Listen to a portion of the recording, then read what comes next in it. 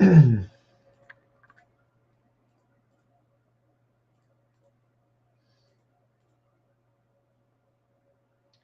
right, guys, we are here today. It is Monday. I gotta drink some coffee. All right. I'm pretty sure we have some green action this morning. Last week was pretty red. I'm pretty sure we have some slightly green action today.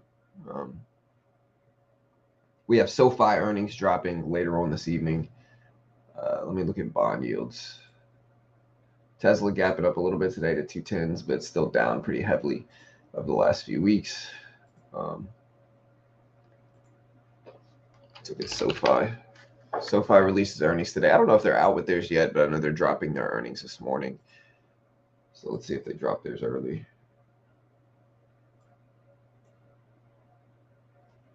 I don't think they did yet. No. We had EU economic sentiment drop today at 93.3 versus 93s. Let me put some music on. And then again, SoFi numbers are set to drop around 7 o'clock in the morning.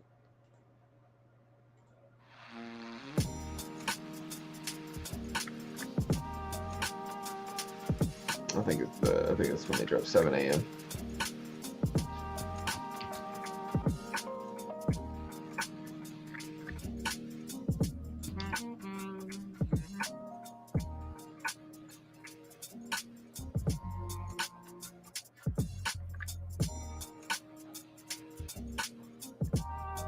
I don't think we really have any other big earnings besides SoFi. SoFi at 720s.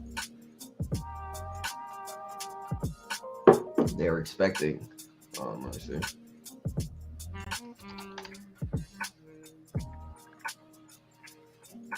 Yeah, so SoFi is expected at 7 a.m. They're expecting a 7-cent loss per share. We also have McDonald's dropping their earnings today. So McDonald's, SoFi.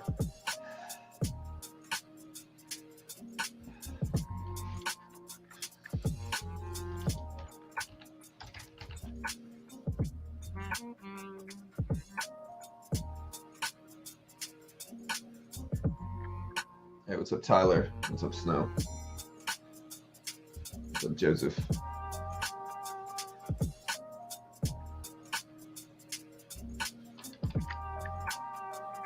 Y'all can hear the music.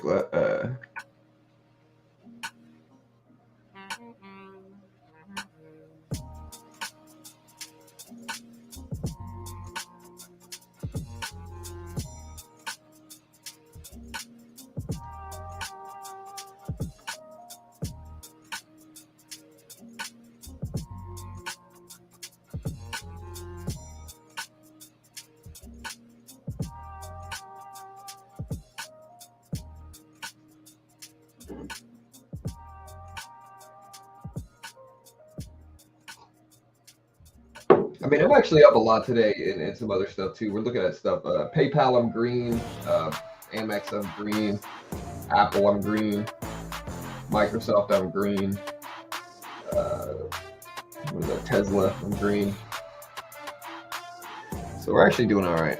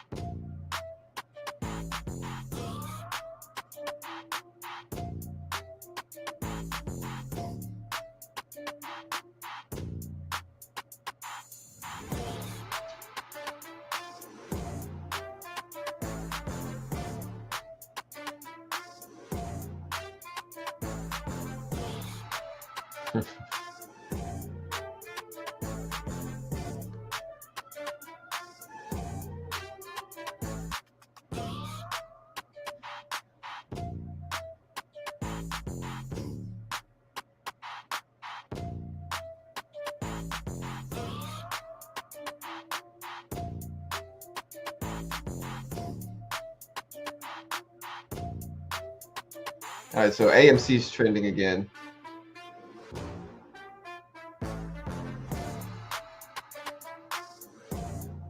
Yeah, $400,000 mortgage. $400,000 mortgage at 2.75% is 1.6K a month. A $400,000 mortgage at 8.25% is 3K a month.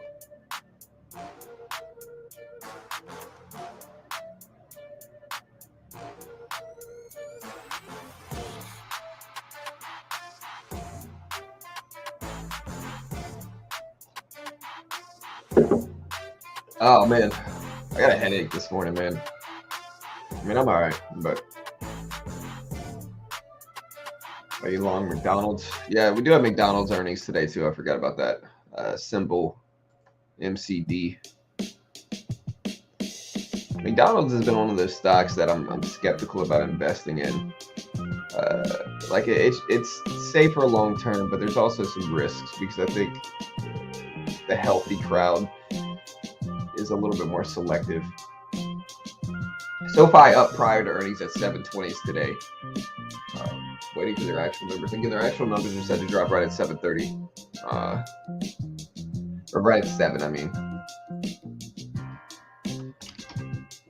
So, getting earnings scheduled today. We got HSBC, Jinko Solar, JKS, McDonald's, On Semiconductors, Western Digital, SoFi, BGC Group, CNA Financial, XPO. Some other kind of lows. I don't know if it's the right lows. Let me see. Yeah, lows. The real lows doesn't drop theirs until November 21st. You get Tesla at right around 210s. Here's the SPY. SPY at 413. So SPY's trying to hold, man, right at 4. Again, I think it needs to hold over 400.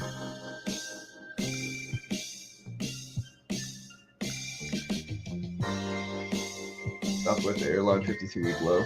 Yeah.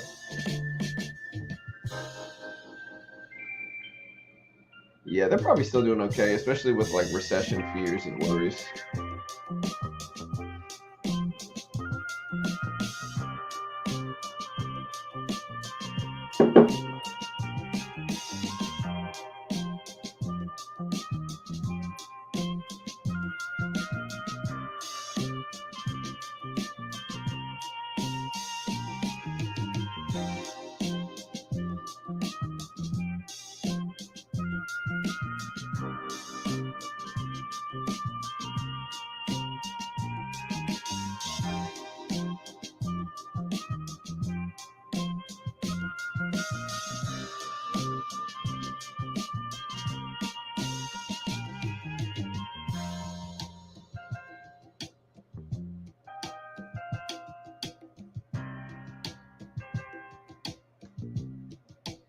All right, so Paul Krugman saying the war on inflation is over. We won at very little cost.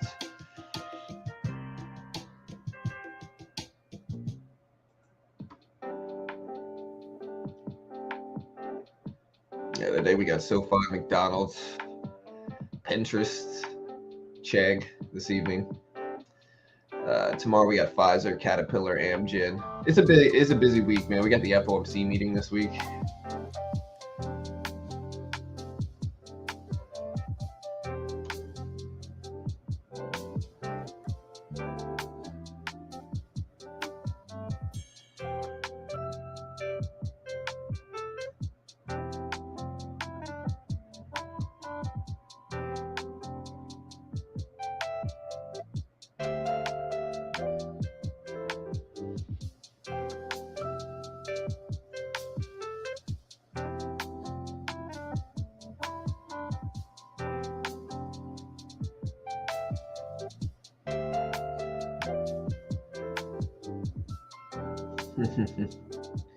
I see a Bed Bath & Beyond shareholder saying, "What do you mean expired? How can shares held in cash account expire? Can you please explain what is going on with Bed Bath & Beyond to the masses?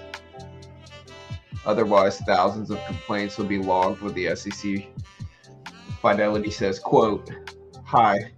Shares of BBBY have been delisted. The security has been deemed to have no stockholder equity. It is now considered worthless. There will be no further distributions, and positions have been removed from shareholders' accounts as of October 18th. Deemed to have no stockholder value by who? SEC Gov, is this legal? It's like, bro, stocks get delisted, dude. That's what happens. Honestly, what was it at before anyway? Was that like what? Like, what was Bed Bath & Beyond at before it got delisted anyway? It wasn't at anything really good.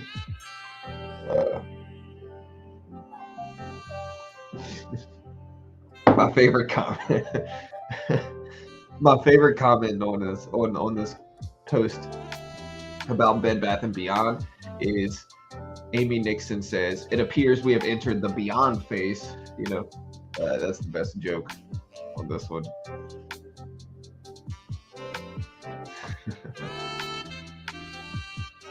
It got cold in Texas. I know my wife said it would be cold today. All right, so right now in where I stay, at least, it's 46 degrees. Ooh, good, man. It's about time, bro. It's been a really hot. It's almost November. We haven't had any cold days here. Don't understand why people buy and hold bankrupt stocks for hope. You might as well gamble it away at the casino. Yeah, 100%, man. Again, I think some people, I think you have some flaws for traders, right? Some traders are just flawed. And like what I mean by that, what I mean by some traders are just flawed is I think some traders, they get too loyal to companies, right? Like they fanboy companies too much. You know what I mean? So like where, you know, a good investor has to be able to look at different companies and say yes or no. And then after a company gets too risky, sell, right? But the problem is that with a lot of these small cap companies, a lot of these small cap companies, what they do is they pressure the trader, the investor into holding. They put out all these reasons, all these conspiracies about why it should hold, when in the reality, they're just really weak stocks that are dropping really, really quickly. Like Bed Bath & Beyond was an obvious company that was not going to succeed very much longer, because Bed Bath & Beyond is a retail brick and mortar store that's a ghost town. If you ever go in it got no business. I went in it. My wife actually likes Bed Bath & Beyond. But every time we ever went in there, nobody was there. Like nobody, the place was empty, which means they're doing no sales. They're not going to sustain their rent, you know? And so it's very obvious they were going to fail stock wise, you know? But again, if you tried to sell that and told the community that, they would freak out and say, "What are you thinking? It's blasphemy," you know? And again, that's the problem, is that as like, again, strong stocks like Apple don't need to pressure you into not selling. You know, strong stocks like Amazon don't need to pressure you into not selling. You know, the only companies that really pressure you not to sell are the companies you probably should be selling. You know, and that's the way you have to look at it. And as a stock investor, you got to be able to unload if something's risky. And if you can't do that, then you're going to fail, because, you know, you have to be able to do that. You got to be able to unload if it gets risky.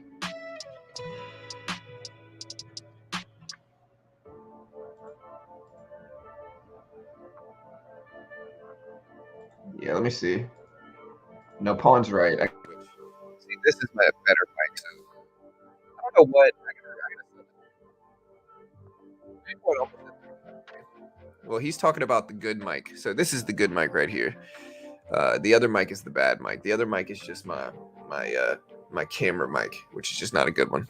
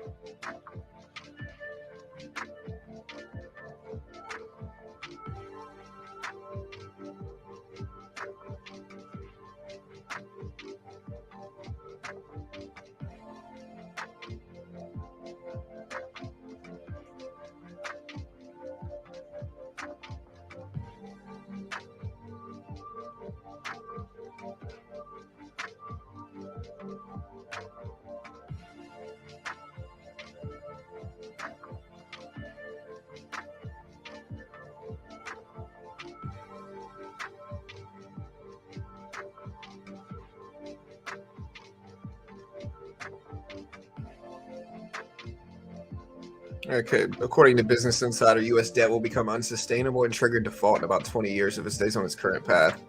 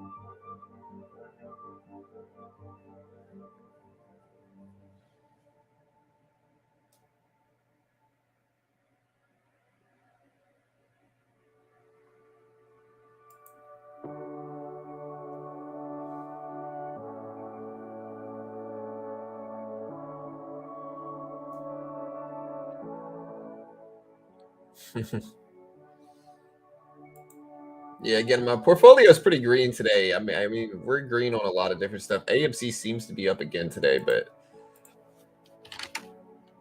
again, it's at 930. It's been at the same spot, which is again a pre-split price of about 93 cents.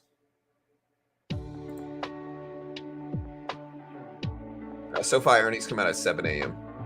7 a.m. They are expected to drop, I believe it's 7-cent loss per share. Yeah, 7-cent loss per share on 512 million.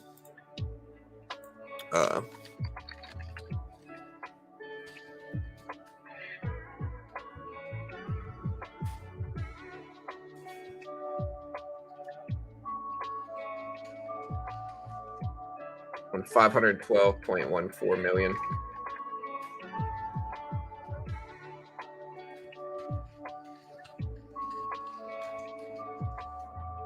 It drops at 7 a.m. Yeah, let's do a poll. We're gonna go ahead and do a poll live for this.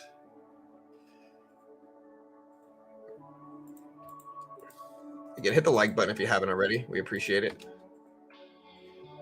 Put that up so you guys can see it.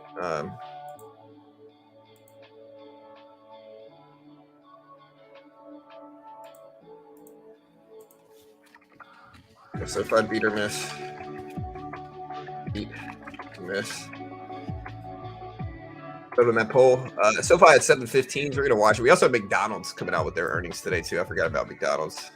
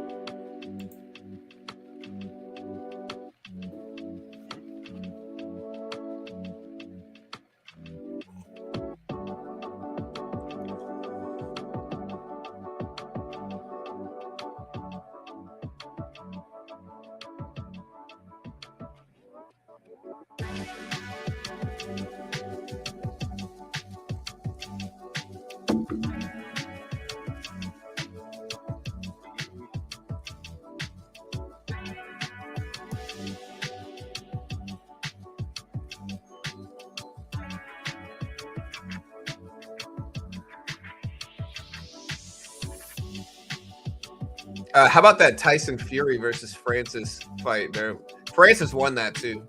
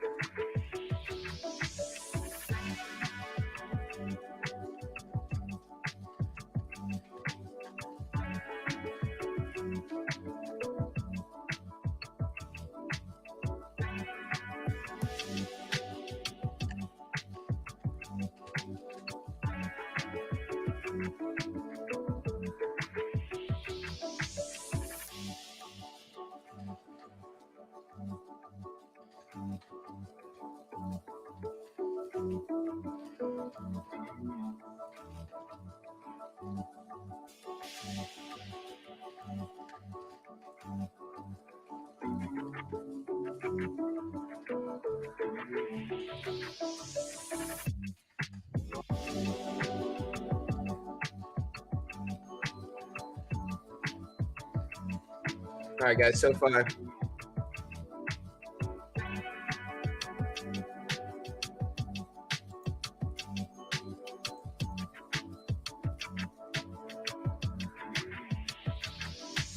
Jeremy Jones has a great question. He says, why is the pre-split price always brought up with AMC, but no other stocks that have split? That split happened and the price is the price. Because your pre-split price, right, was necessary.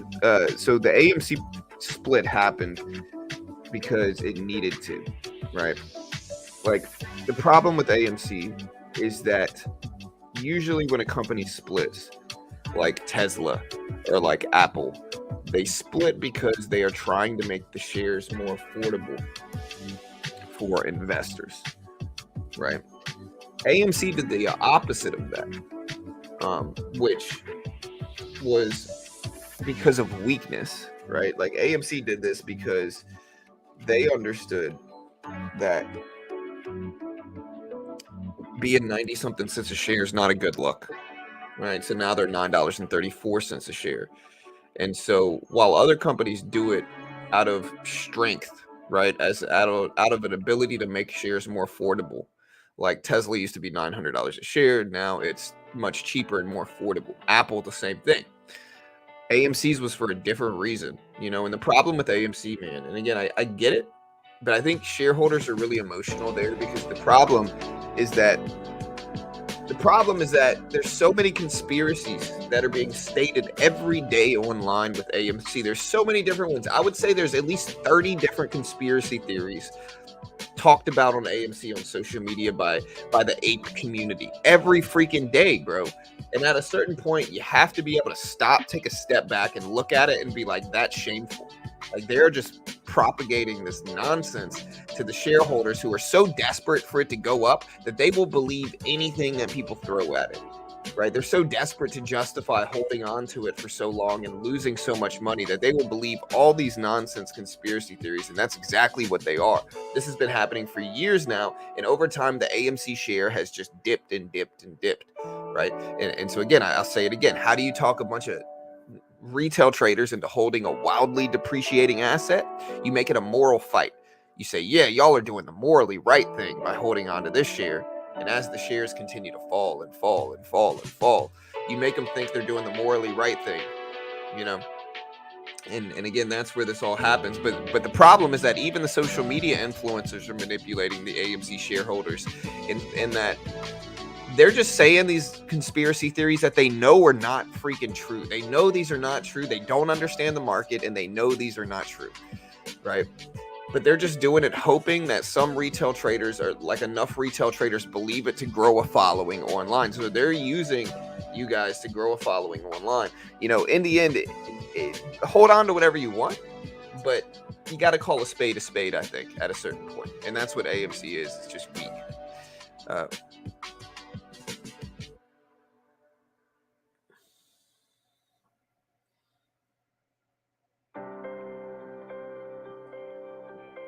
I thought Francis won, Alyssa, for sure. I thought Francis won. I think the boxing community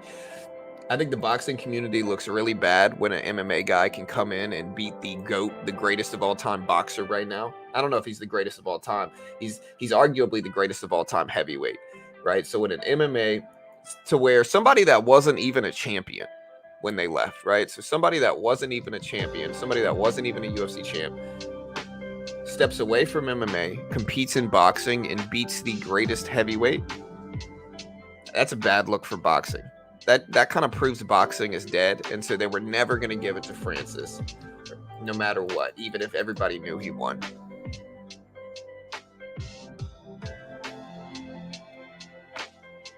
I know how it works. Why? I'm just saying, why say it's at a pre-split price of whatever the split happened? It's not at that price. Stock is at its current price, just more shares. Because people need to understand how weak the price of AMC currently is, right? We can pretend that it's at $9 a share and that everything's fine. And I think there's a lot of traders who have been holding on to it for so long that they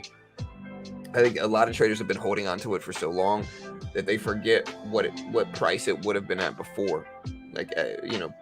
And so we're bringing up the pre-split price so they understand how weak it is, to be honest, because it's very weak, like a lot of traders, the problem with the community is, then let me think of the best way to draw this, right? The problem with the community is every small pop, they'll act like some crazy squeeze is happening, right? So it'll go like this, and then small pop. Oh, a crazy squeeze is starting. Hold the line.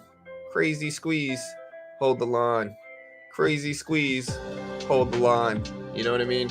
And so every little pop like this, they act like they're now getting some new parabolic mother of all short squeezes, right? And so I think it's really important to bring attention to what what price AMC really is at, so they understand what they're holding, you know. But again, maybe I'm wrong, and it's all good. I'm trying to protect traders. It's instinct to protect traders, but you know.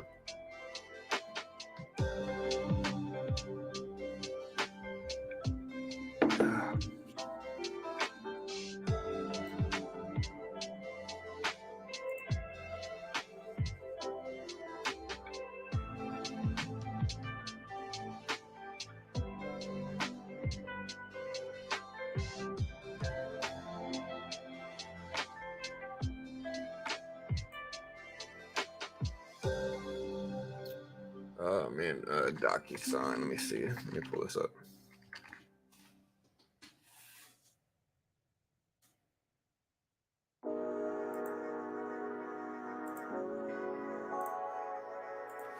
All right, guys. SoFi should release their numbers pretty soon. They just got another little pop, but we still have about 7.5 minutes, 7 minutes left until this number comes out.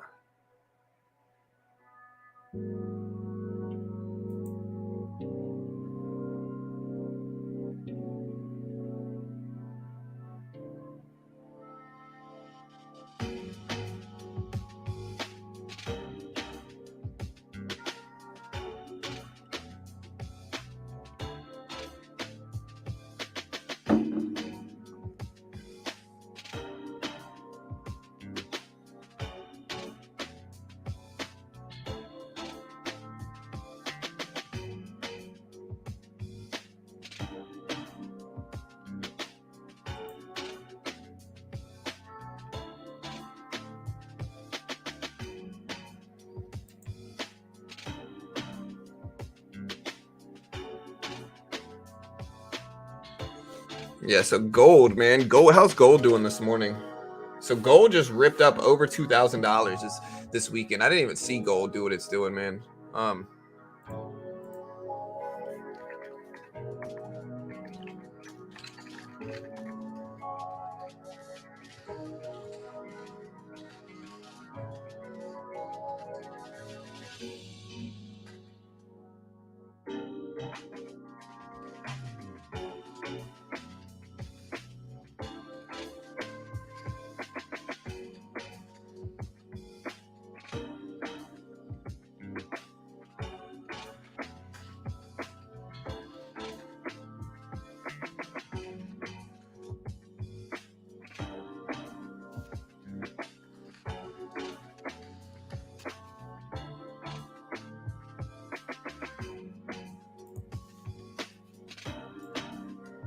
I think there are strong expectations for SoFi to beat. But yeah, SoFi probably gap it up in anticipation of earnings, man. We got 5 minutes before the earnings drop. Again, the earnings actually come out for SoFi at 7 a.m. The earnings calls a little bit later. If we got enough people here, maybe we'll cover some of the earnings call, but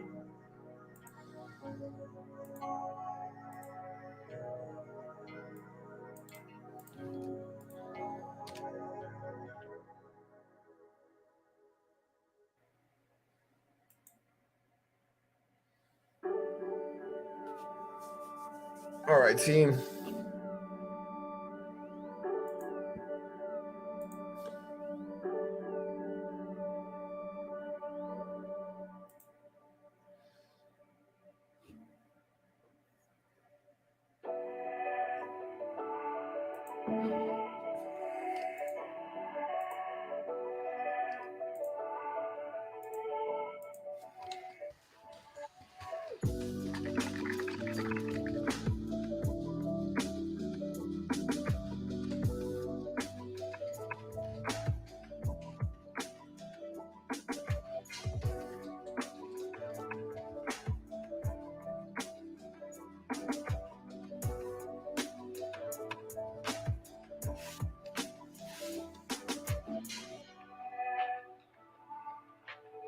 All right, so SoFi numbers should be dropping again in about 3.5 minutes, team. 3.5 minutes. Again, let's prepare for it. Let's see what happens here. Gold flying up right now, man. It's crazy how much gold is up.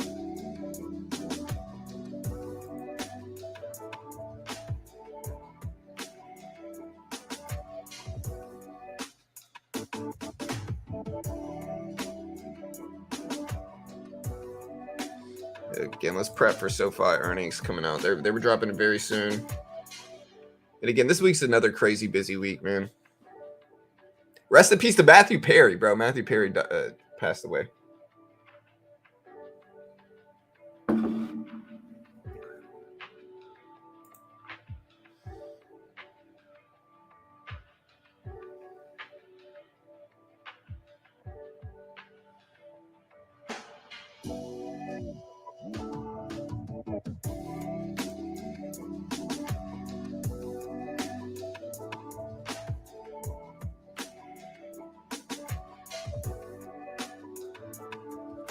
Again, we're at 718 here, 718 for SoFi.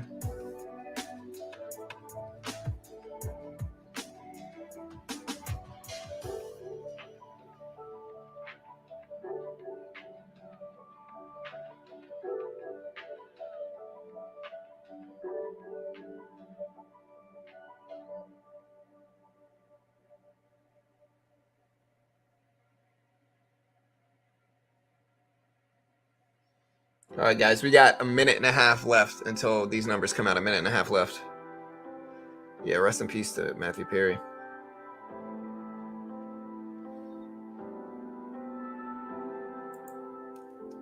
Said he found him in a hot tub. It's unfortunate.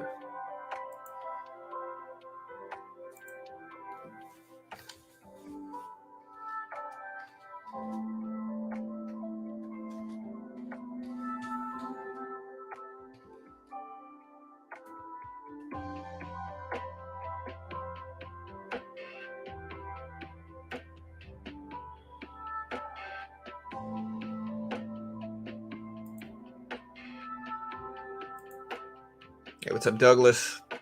All right, guys. Hey, here we go. We got about a minute left. We got about 1 minute before SoFi numbers come out. Let's prep for it. Again, SoFi, you can see he's expecting I put 70. It's actually a 7-cent loss. So my bad, guys. So it is actually a 7-cent loss per share, not a 70-cent loss per share, a 7-cent loss per share. Let's see what we show here for SoFi. Waiting for the actual numbers to show up. We also have McDonald's earnings coming out right around the same time. So let's watch Mickey D's here as well. It's at 2:59. 30 seconds here, 30 seconds. Yeah, gold flying up this morning. All right, so we're going to check McDonald's and SoFi numbers. They drop in about 15 seconds.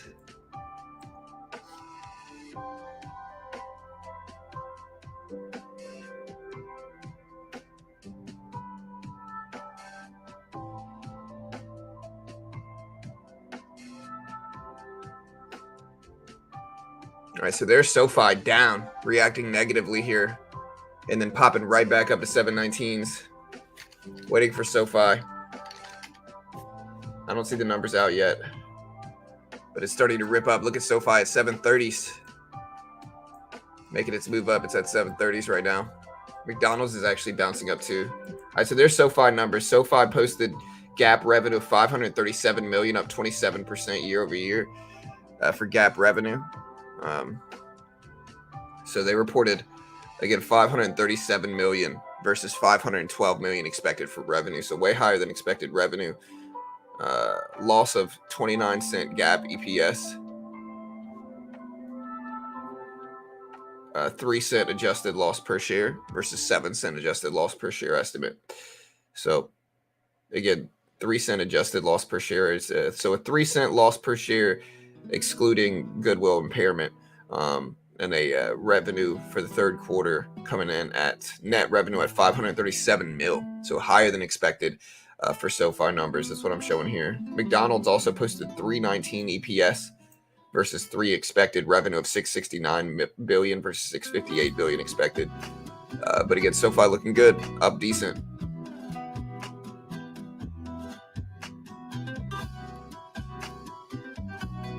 SoFi said, quote, "We delivered another quarter of record financial results and generated our 10th consecutive quarter of record adjustment net revenue of $531 million. We saw record new member adds of 717,000 and accelerating growth of 47% for total ending members of over 6.9 million, along with record new product adds of over 1 million, also with accelerating growth of 45% to over 10 million total products. Record revenue at the company level was driven by record revenue across all three of our business segments, with 67% of adjusted net revenue growth coming from our non-lending segments. On a consolidated level, we saw sequential year-over-year expansion in our net interest margin to 5.99% and record sequential deposit growth of 2.9 billion. We also generated record adjusted EBITDA. All right, so that's basically what they did here. I'm going to put these numbers up on screen so you can see them. But again, here's SoFi's numbers. And then we're going to put McDonald's numbers up too, because McDonald's did just drop as well. So again, here's SoFi. Here's Mickey D's numbers. Both of them beat everything. And again, they're gapping up here. So SoFi did well. They lost a little bit less per share. They had record revenue. World Bank also released some oil numbers to average 90 in quarter four before declining to 81 in 2024. Again, there's SoFi. Again, there's SoFi. They are reacting mostly positively. McDonald's up as well.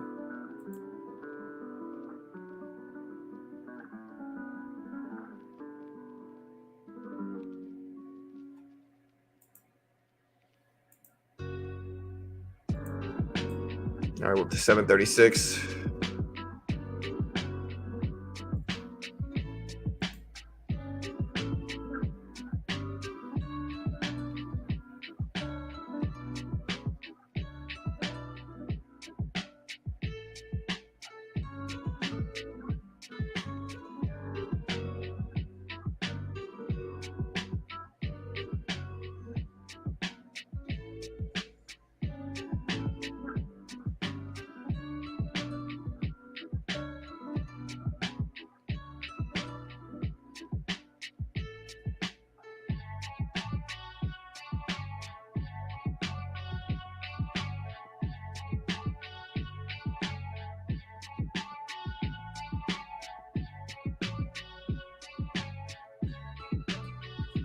All right, we're at 730s.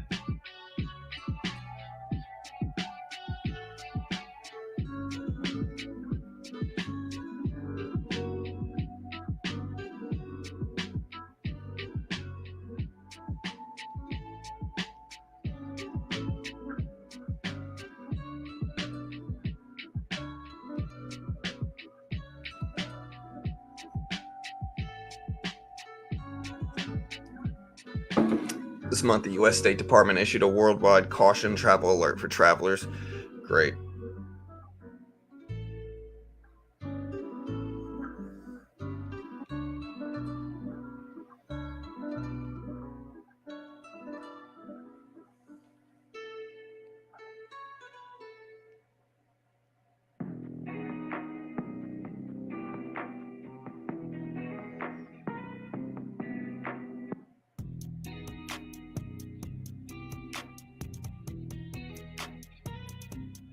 Yeah, so man, in Denver, a 2-bedroom, 2-bath is over $4,000 a month. 2-bedroom, 2-bath is small too.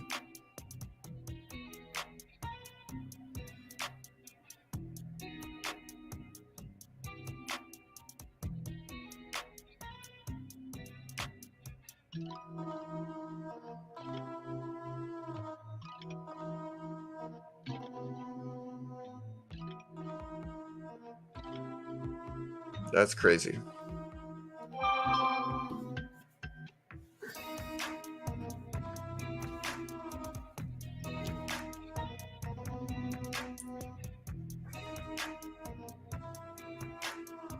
All right, so again, let's see what we got going on right now.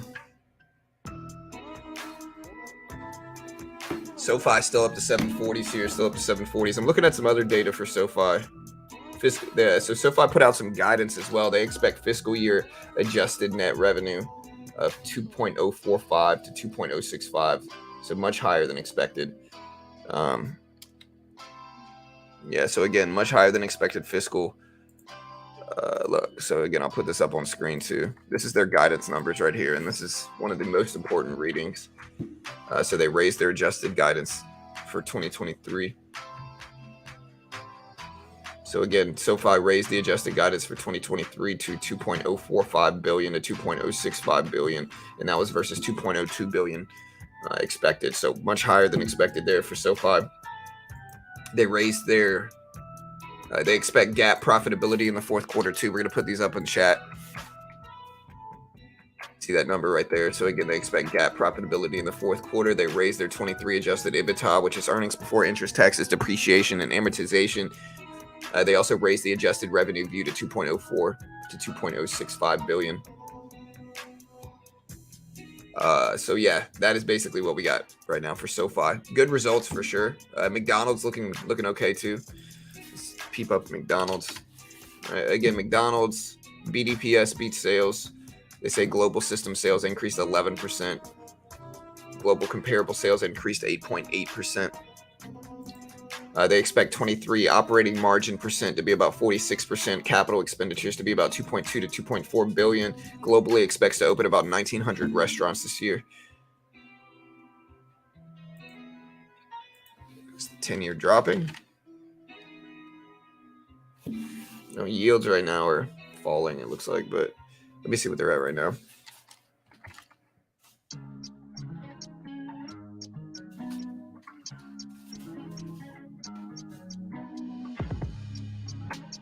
I'd say, yeah, looking at yields, McDonald's pushing up too.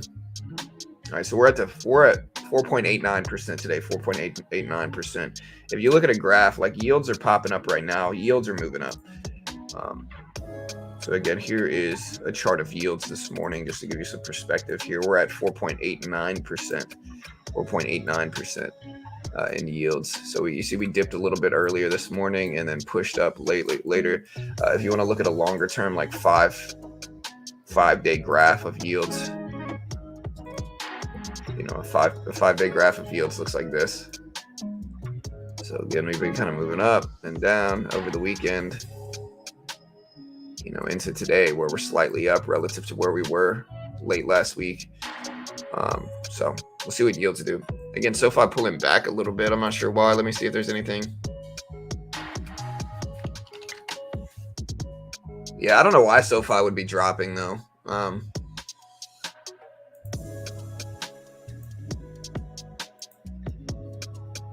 Hey, what's up, Ramsey? VIX is down. That's good. Kind of good. Hey, what's up, Sam?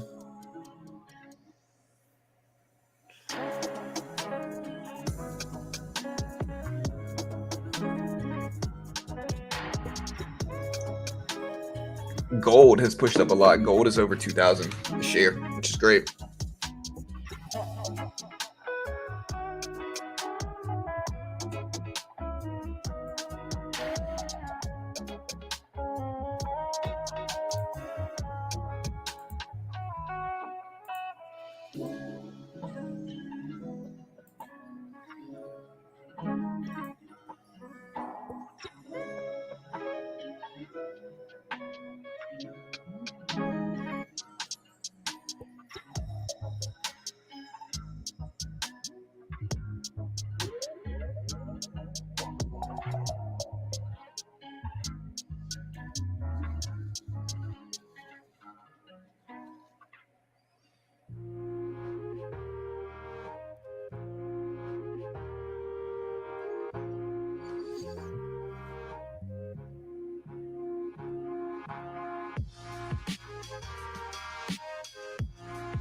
All right, let me pause this music for a second, so I can watch this other thing. SoFi drop beats and drops unreal. I mean, it's up relative to where earnings reported, right? So it's up relative to where earnings came out. It's just dropping a little bit now, you know. So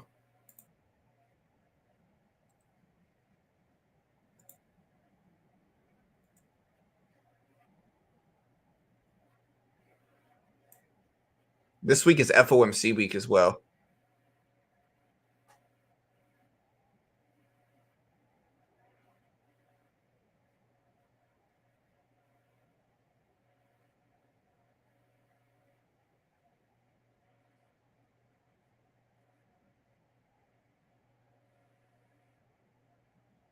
All right, so pull it back to 725s for SoFi.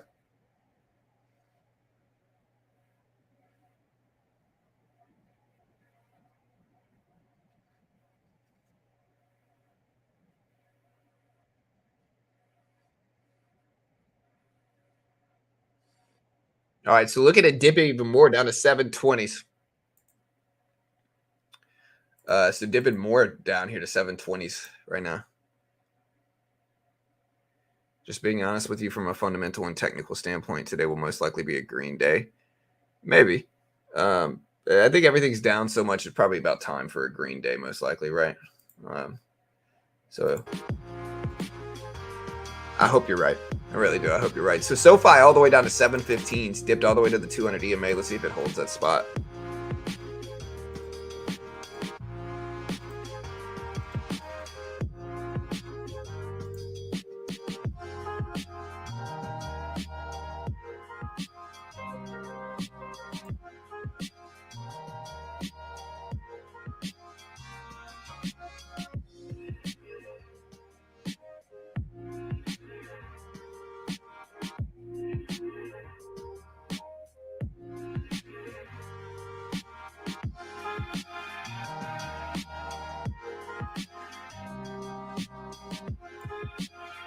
All right, guys.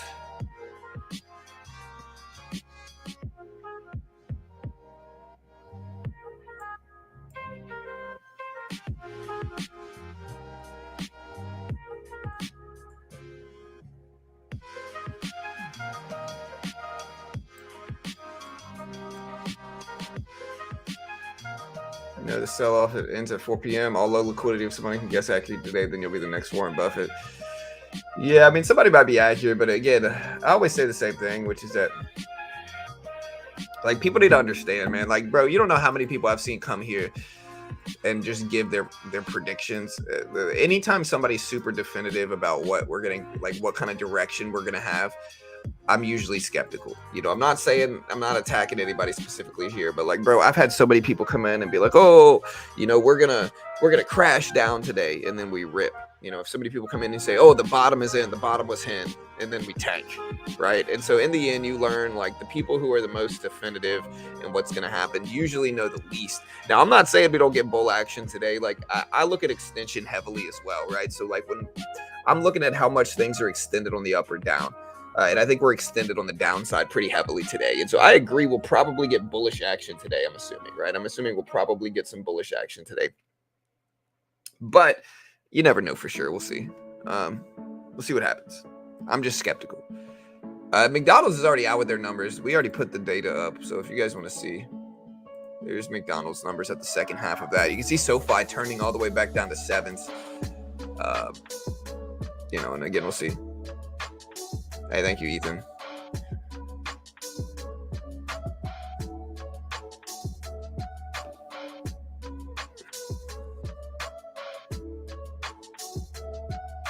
Their earnings are pretty good. I mean, they came in much better than expected for revenue and guidance, and then better than expected for EBS. So I think SoFi numbers were pretty good. But again, you never know. Like, earnings are something that you never know how the stock's going to react to it.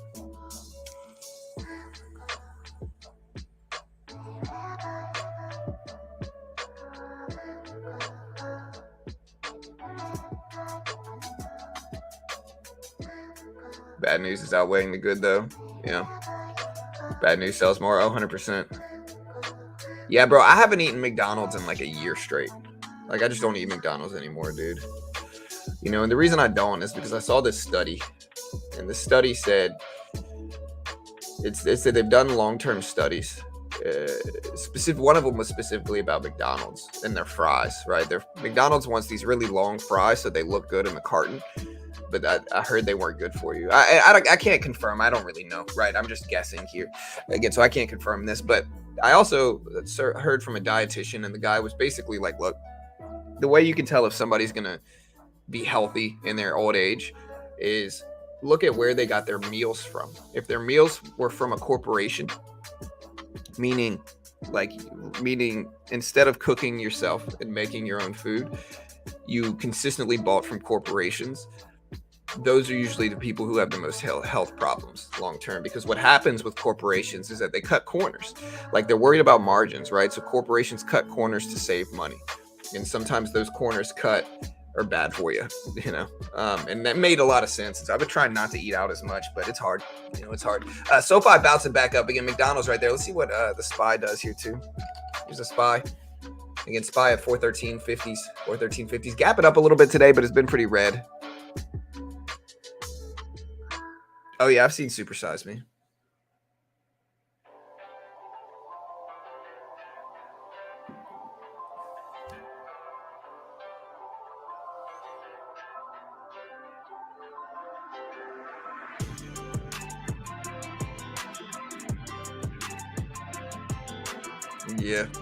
Yeah, I haven't eaten it in like a year.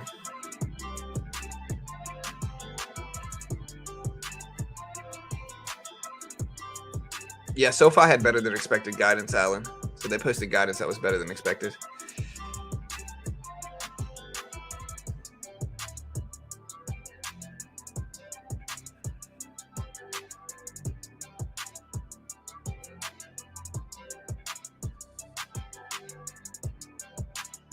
$750 was a big and previous resistance area on SoFi. Yeah, it's back up to that 200 EMA level, so we can watch that spot too.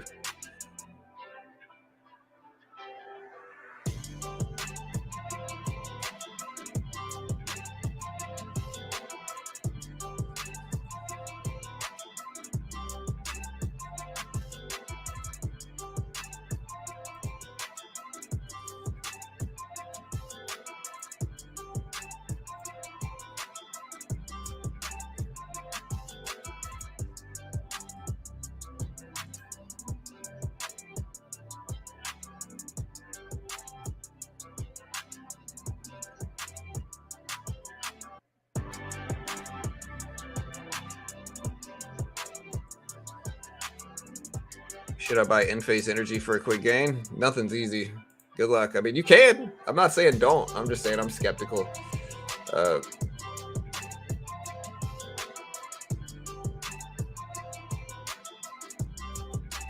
Peak properties to buy: Physicians Realty, Doc, and stock merger according to Bloomberg.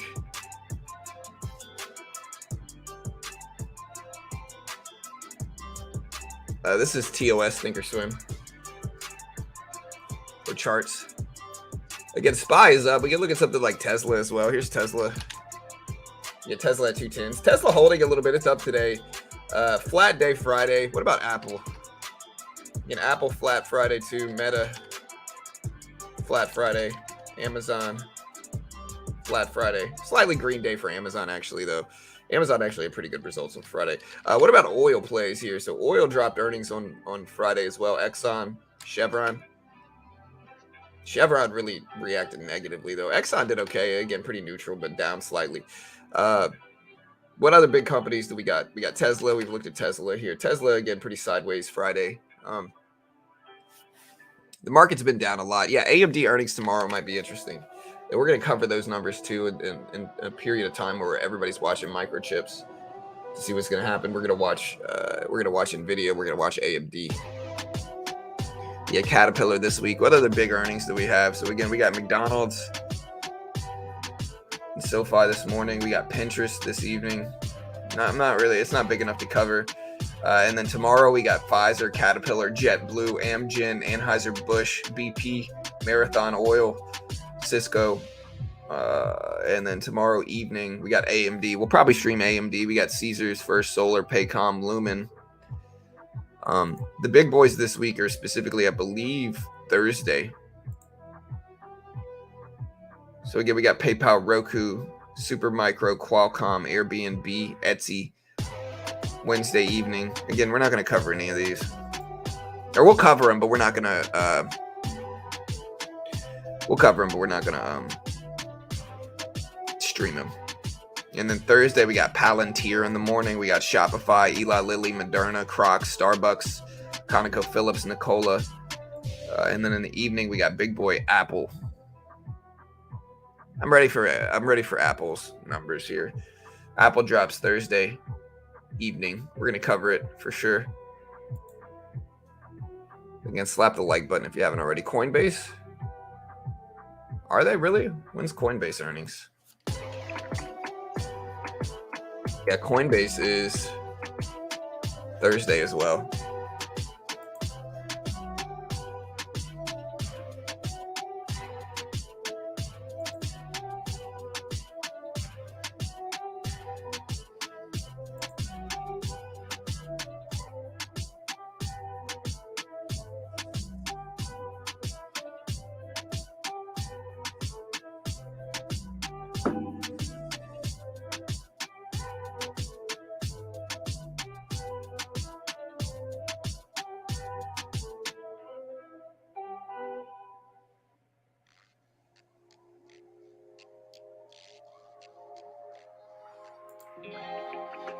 All right, guys. So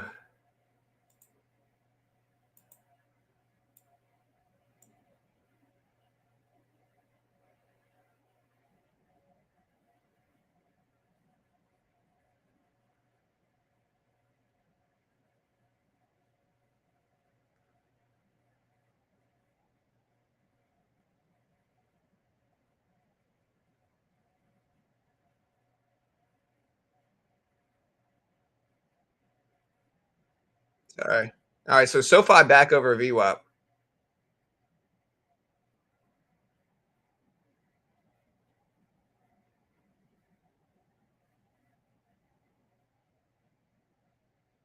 All right, it's up to 725.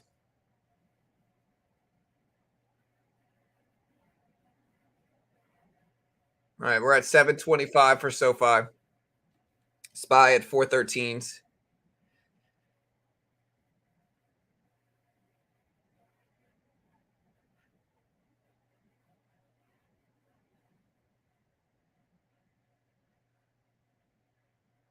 Oh man, I'm watching this video.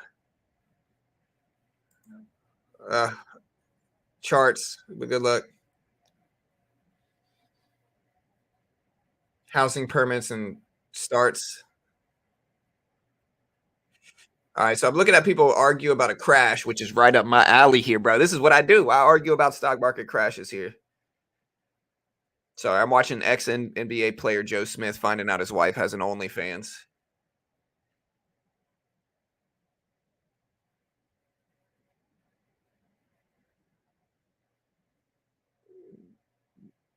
I don't know, man. I side with the NBA dude. His wife's filming it. I can't tell if it's fake, though. It might be fake. I can't really tell.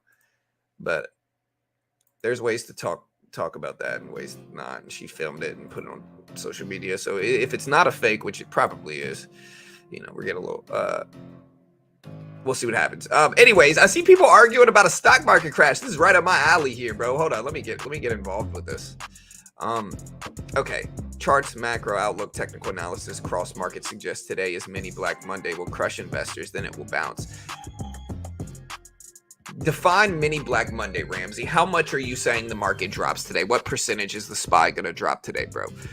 You know, because again, the problem is like people will put out predictions like this and then the SPY will drop like 0.5%, 1%, and then they'll be like, aha, see, I told you the market was going to crash. And it's like, bro, the market dropped 0.5%. That's pretty normal. It's not some crazy end of the world crash. So again, name your percent, Ramsey, and we'll see if you're right, bro. Name your percentage, brother. And we'll see if you're right. Again, I hope you're wrong. You know what I mean? But who knows if you're actually wrong. 100 ponies. What's your actual percent? Again, we got to see if you're just, you know, we got to see if you're actually thinking the market's going to crash or whether you're just trolling. What's your percentage, brother? So 10%. So you're saying we drop 10%, then we bounce. All right, 10%. You think we're gonna drop 10%, then we bounce? I disagree, bro. I disagree. I'll tell you why. All right, I'll tell you why I disagree.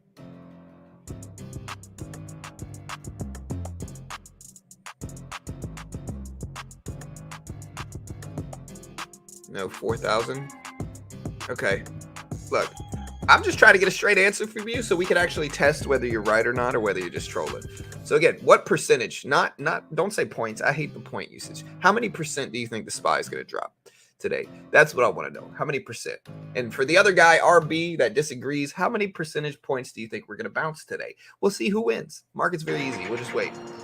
You know?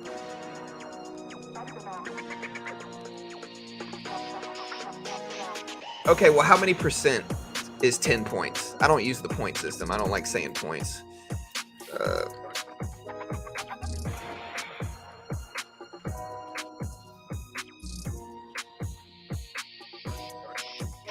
Okay, so you think okay, so basically, okay, look, the first thing you get wrong here, bro, all right, is you think the SPY is going to drop $10 a share, right? Which even if it does, dude, right? Even if the SPY drops $10 a share, that's not that much, bro. Okay, so like, look, so let's calculate this. So $10 a share divided by 4 is 2.5%. That's not a crazy big percentage, bro. A 2.5% drop is not like the end of the world drop, right? I'm not saying it's impossible, but it's certainly not like a mini Black Monday. Black Monday, the market dropped what, like 20%? You know what I mean? And so 20% is a lot different than 2.5%, brother. 2.5% is fairly normal. While it's a larger drop, it's not like a crash. And I guess that's what you're saying. And so again, that's the first thing. You know, so like mini Black Monday for 2.5% drop is not, you know, it's not really that big of a dip, to be honest. Number one, 2.5%, right?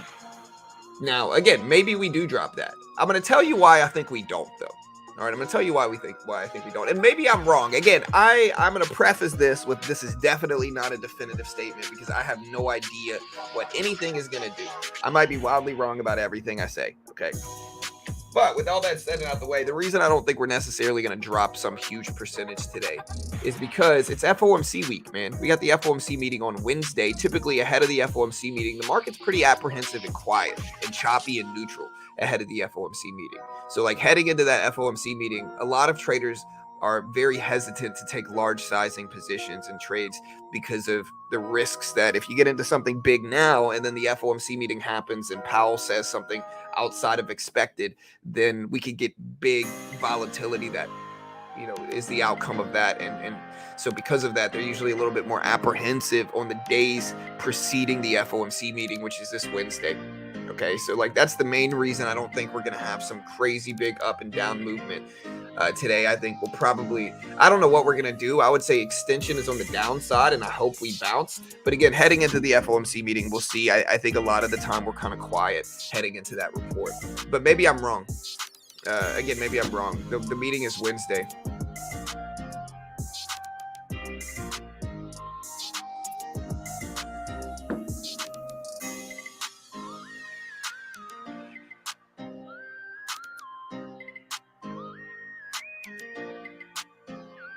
We will drop 100%. I leave it at that. Drop relative to where? You think we're going to go red on the day? Again, 410.60s is red on the day. You think we're going to hit that on the SPY?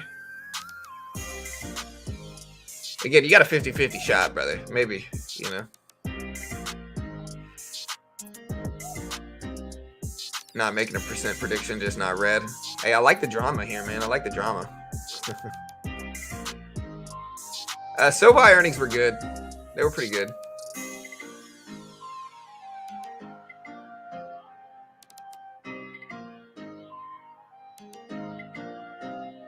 He's not saying we're going to drop 100%. He's saying that we're 100% going to drop. You know, like 100% of the time it works every time, you know? So you don't think it's going to be a small red. You think today's going to be a big red day. 1,000%. Okay. Hey, listen, I'm not saying we don't, bro. I don't know. Again, I'm just sitting here with pop. You know, I'm going to get the popcorn out and see. If you're wrong, though, I'm going to never-endingly shame you about it forever, okay? So I think you just want to prepare for that. If you're wrong, you're going to get shamed here and made fun of. But, I mean, that's an understandable thing, you know? And if you just kind of go with the flow, it'll be all right. Again, we'll see.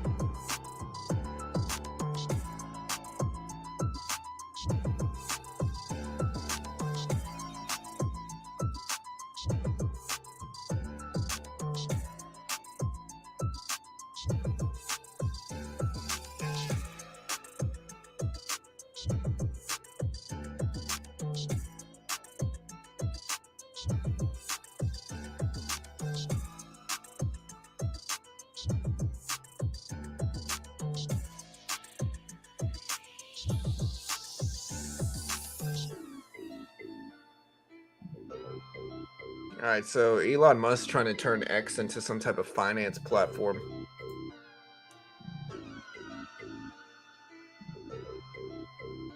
Yeah, all good, Ramsey, dude. We'll see, bro. Again, we'll see, dude.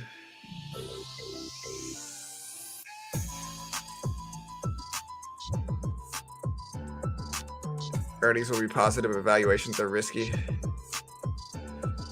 Bro, we watch the news. I watch the news.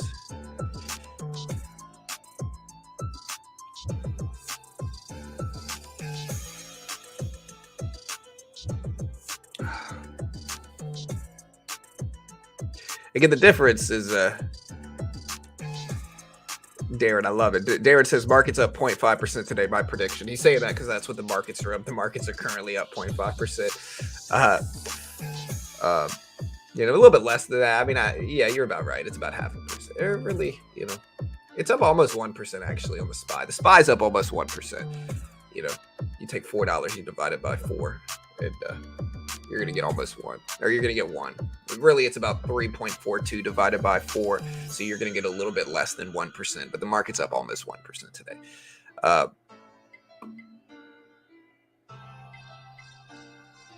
Yeah, the problem with the news is that they're just trying to, like, the problem is you can't, I don't know how many people, okay, here's an example, right? Over the last, like, year or two, we've had so many people come here because they watch the news and be like, the market's going to crash, the market's going to crash, watch, the market's going to crash, it's the end of the world, you know, oh no. And then the market doesn't crash usually, the market ends up ripping up, and then they just kind of create another account because they made some big bold prediction and were wrong about it, right? And again, the problem is they're watching the news too closely. Like anything the market reacts to, unless it's kind of like shockingly crazy out there, like unless we get some big bad news that are very, very rare, the news is just trying to get clicks, right? You got to think about the news. It's the news, like they just want clicks, they just want views, right? So they can't say, hey, you know, everything's fine. They got to say it's the end of the world is ending, you know. And the problem with the world nowadays is that we have 24/7 news coverage of anything and everything. The world's always been crazy, you know. The macroeconomics, you know, conflicts of the world have always been freaking crazy, bro. Like think about World War II, World War I, you know, everything. The Cold War, pretty freaking scary, you know. The difference nowadays is that we just have 24/7 news coverage, and so we can learn about all that stuff as it happens in real time, and that makes us feel like the world is crazier now than it ever has been. But really, the world's probably the safest it's ever been, realistically.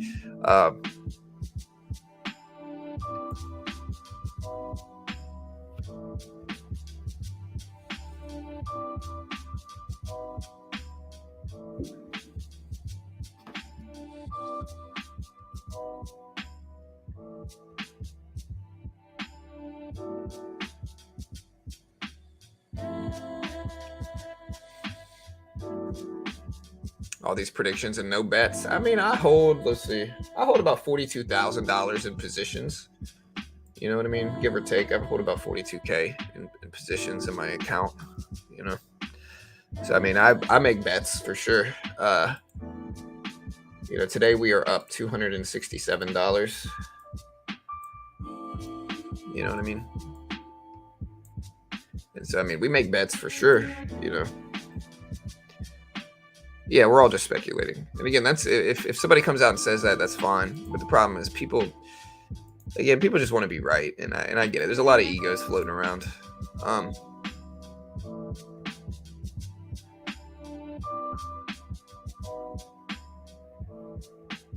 Did the Saints win yesterday? I didn't even watch, man.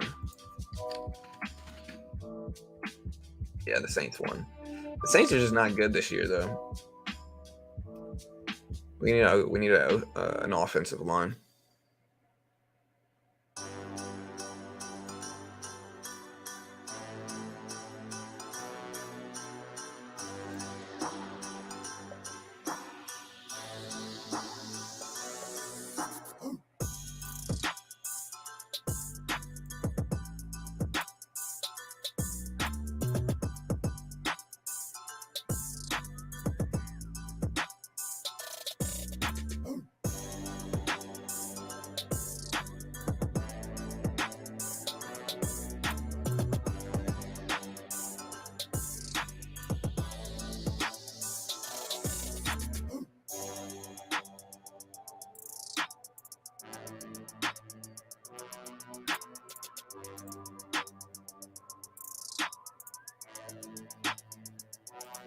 All right, SoFi still holding. SPY still moving up here.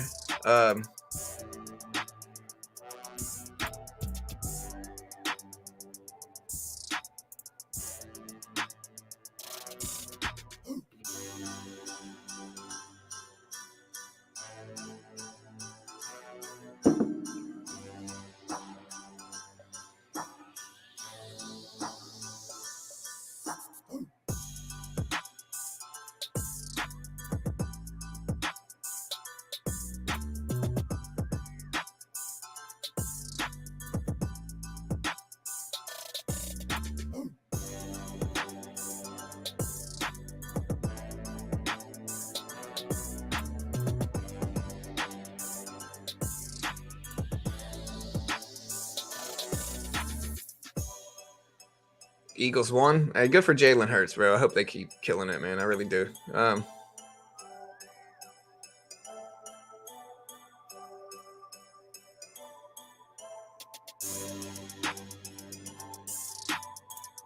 It's not ego, it's showing love to fellow investors. Yeah, it's all good, bro. Say what you want. It's all good, dude.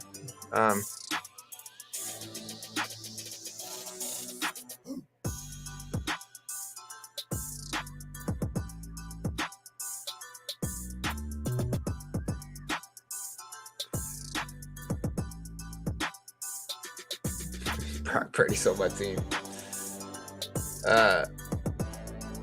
All right, guys. Hey, we got over 300 people here already. Slap the like button if you haven't already. We appreciate it.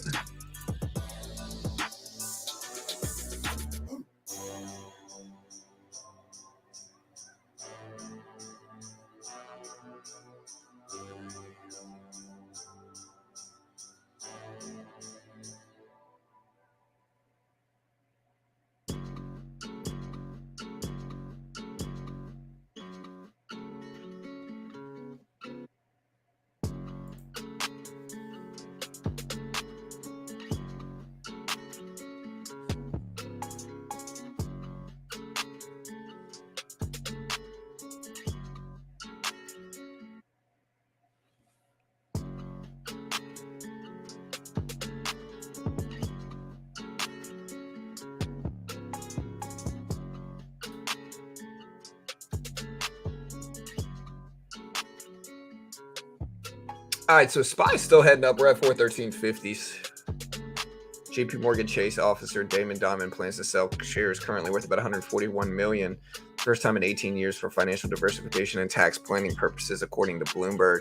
It's a scary thing, because that means JP Morgan might be weak, and that he, these are very wealthy people that know some edge and inside stuff. So again, maybe we're gonna get big drops. I'm not sure.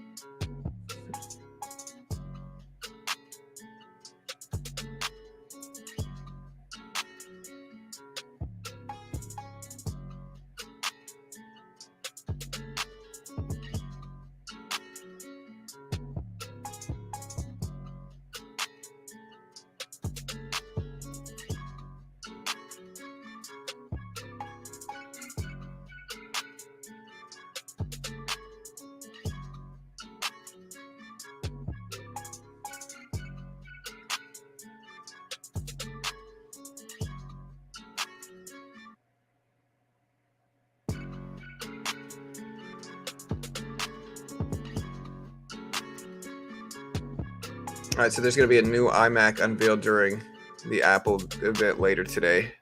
Is there another Apple event later today? Let me see. All right, so we're pulling back to 720s on the SPY. Scary Fast event, October Mac event. When is this? It's going to be 5 p.m. Pacific time. Looking at Bloomberg. They're supposed to roll out something today. It's going to be the last launch event of 2023. Scary fast. It'll take place 5 p.m. Cali time. Dude, Cali time is so much different. All right, so it's going to be at 1 p.m. my time, 2 p.m. Eastern. Hey, William, when the PPE report or any bad report is out, who sell the stock so fast on the dot, even we can't do it so fast as it insider. I appreciate the donation, William. Thanks so much, man.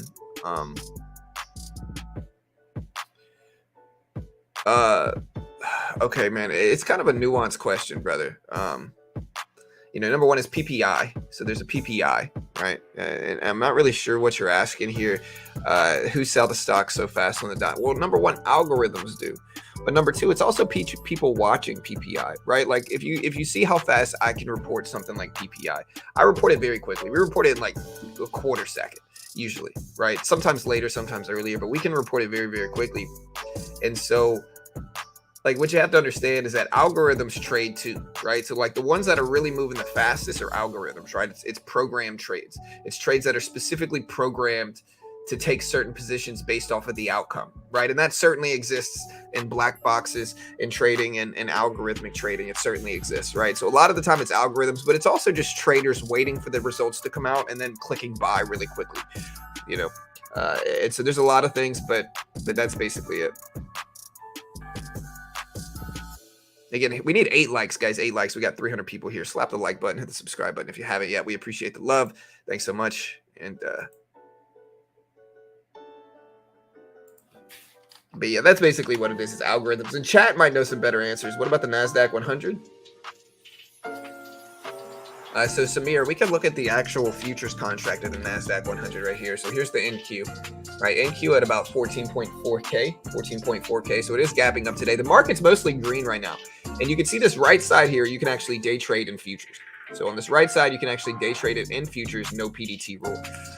So this is the NASDAQ 100. You can also trade the E-mini in futures, right? And the pattern is very similar to large cap stocks. If you look at the SPY today, and then you look at the E-mini, it's the same price action. Like I can trade this, you know, but if I wanted to trade this, I would need over 25K in futures, or I need over 25K in stocks, but I can trade this in futures, no PDT rule. I can also trade the NASDAQ 100, which you can see is at about 14.4. Again, the use of this is that what they do is they give you a demo and they test your skill. And if you can hit the target on the demo without hitting the max loss, the base one, they give you a 50K demo. If you can make 3K without hitting $2,000 in losses and following the rest of their rules, they'll fund you the same amount. So they'll fund you 50K with a 90% split. You take that funded account and you make 20K, you get to keep 90% of that. So if you make 20K, you get to keep 18K for funding you that money. They get to keep 2K, right? And that's a great way to get started with less risk. Most day traders lose. When I first got started day trading, I was chasing low float penny stocks, trying to trade, and I lost thousands and thousands of dollars very, very quickly. With like $4,000, I lost almost all of it in a couple weeks trying to day trade. This is a way to limit your risk when you first get it started. You still have pressure. You still have to learn how to trade under pressure. It's not the full extent of putting up 20K yourself, but the risk is noticeably less as well. And I think that's a beautiful thing because it allows traders to still learn to trade under pressure. If they're good enough to pass it, they can get funded. If they're not good enough, you know, they get funded with a 90% split. If they're not good enough, they lose like $50 if you lose. And so you can always reset and all that stuff. They are a sponsor of mine. It's called Top Step. Here's the link. Great way to help support the channel. Hey, thank you, IJ. I appreciate it. Yeah, there's the link right there. They are a sponsor of mine, so of course I'm biased because they pay me money, but useful, I think. Good morning, my friend. So I still use TOS as well, but was considering TradeStation. I like the exchange selection option and tick data and dark pool data. Do you think it's worth the switch? I've never used it. I've never used TradeStation before. Not that I can remember. I might have used it once, but I usually don't like a lot of those algo platforms because it's just too different from what I'm used to, you know. All right, so yeah, they're going to be debuting their new MacBook Pros in Apple computers. I've been thinking about getting a Mac computer. Look at the NASDAQ rip here, guys. Look at the NASDAQ pop. So NASDAQ almost up to 19.4K. Let's see if the SPY is moving too. Yeah, look at the SPY rip. It's at 414s right now.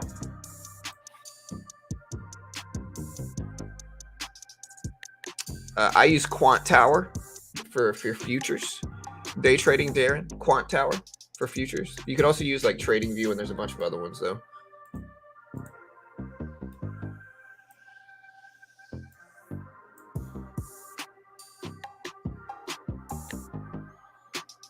I've tried to use MetaTrader. It's really confusing for me. I can still use it, but it's a lot more difficult for me to use than some of the other ones for sure.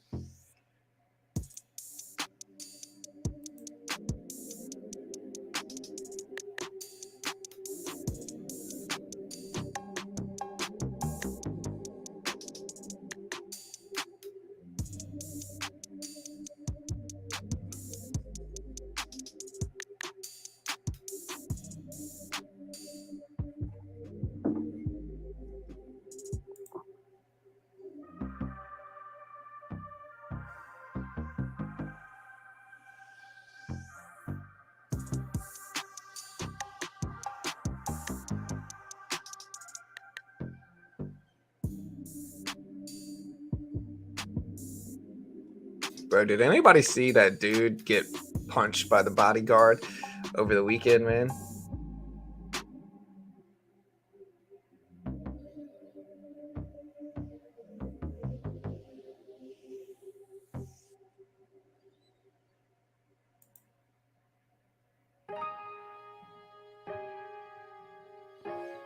Bro, that dude, honestly, that dude took that hit like a champ, bro. I can't even lie. That dude took that hit. That dude was huge. He took that thing. He's got a chin on him. Either got a chin on him or that guy's just not. That was a weak punch. The problem with that, though, is like what you can really see. Look at the SPY rip. So market's doing well. Let me see if they got some any macroeconomic stuff going on right now to cover. So Stellantis has reportedly reached a tentative agreement with Canada's Unifor, according to Bloomberg.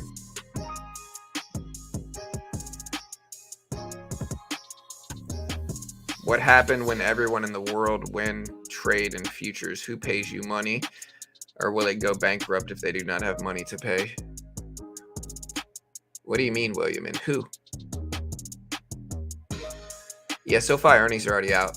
Their numbers are right here. McDonald's numbers are right there too. Yeah.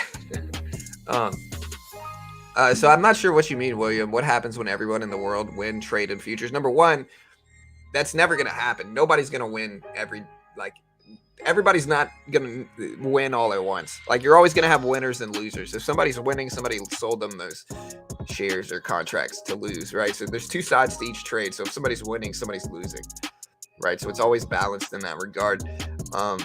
If you're talking about Top Step, well, like, once you're funded, they pay you 90%, but they make money as well, right? So it's like, it goes back and forth. So they make money and you make money once you're funded.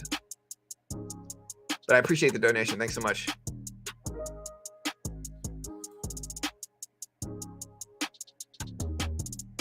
So is Elon Musk now, did he pass Bernard Arnault as the world's richest guy?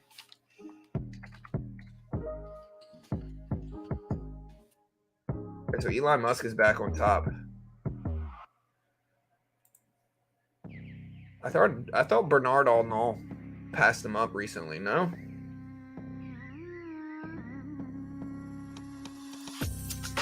So here's a real-time list. Okay, yeah, Bernard Arnault. Okay, no, Elon Musk is still at the top. Bernard Arnault is at 176.2 billion.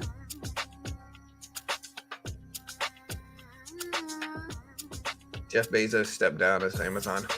All right, look at the market rip up. I'm trying to see if there's any reason for it, though.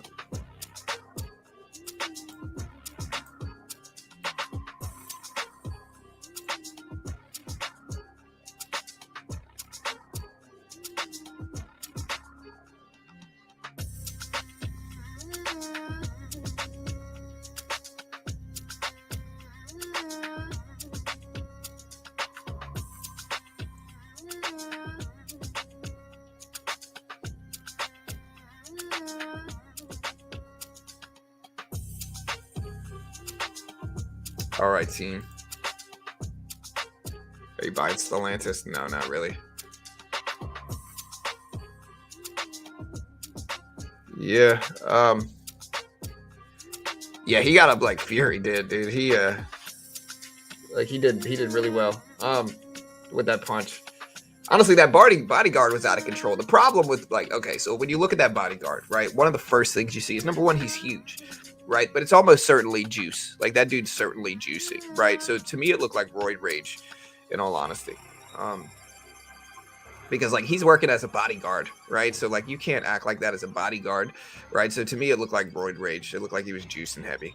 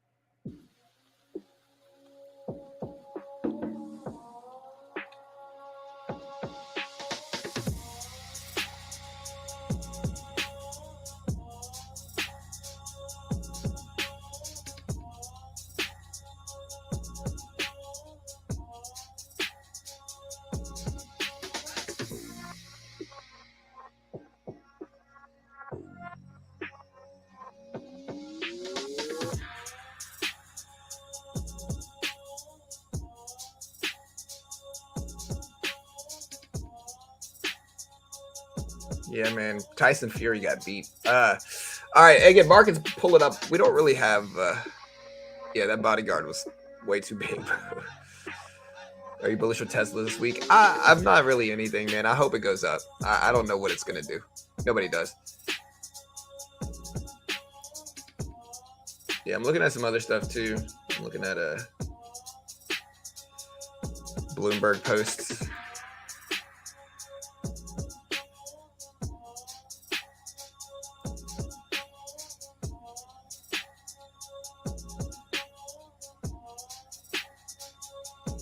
Bond supply investors are gearing up for the Treasury Department's new borrowing plan due Wednesday, only hours before the Fed Reserve's policy statement. It's a quarterly refunding announcement. It's going to reveal how much the Treasury will ramp up sales of longer-term debt. A lot of bond dealers are basically saying they think we're going to have a refunding size of about 114 billion, which is the same, aspect of increases per each refunding security laid out in the August plan, which was 103 billion. An alternative view would be smaller increases in longer-term debt, given the surge in yields. But we'll see. Again, this morning S&P futures are up about 0.6%, maybe a little bit higher than that now after this latest push. Again, we'll see if we hold. So again, today's pretty light. All we have is Dallas Fed manufacturing index today, which is not really a huge release. We already had SoFi numbers. This evening we got like Pinterest and some stuff too.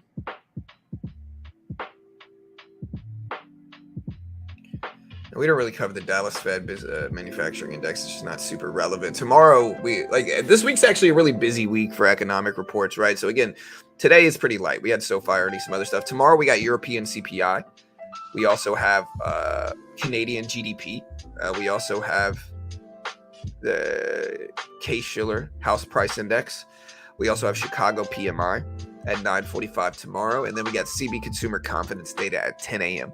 tomorrow. So 9:45 Chicago PMI, 10 a.m. CB Consumer Confidence data again tomorrow. Wednesday, obviously, we got a gang of stuff. We got non-farm employment change. We got ISM manufacturing PMI.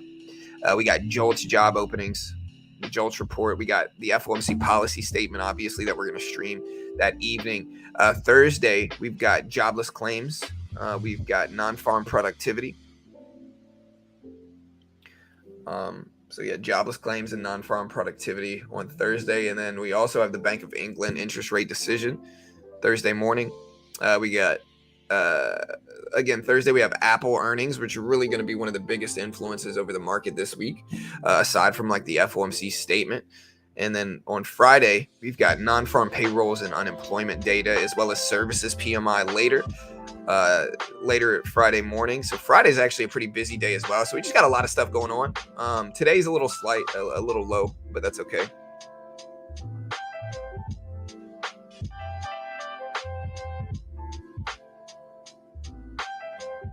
Tons of money could be made on either side. Yeah, we'll see. Again, I don't know. Tesla.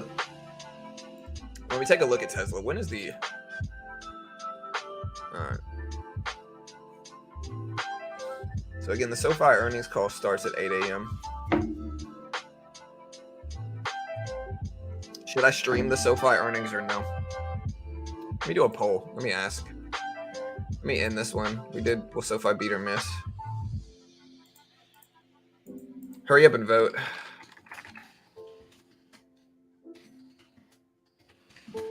Should I stream the SoFi earnings call? Vote. Maybe we could. I think SoFi earnings start like right now.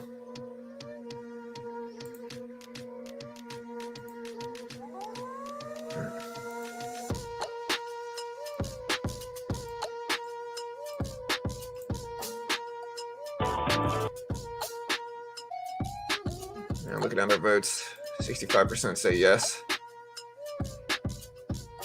Yeah, vote on the poll.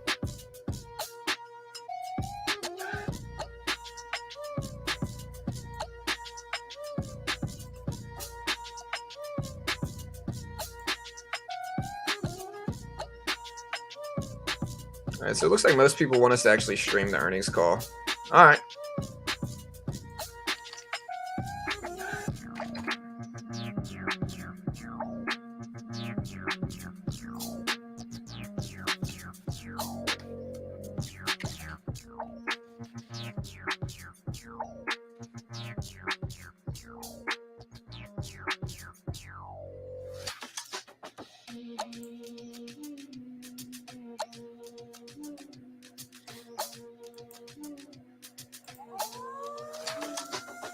All right, so it looks like most people want us to actually stream the call, so we'll go ahead and do it.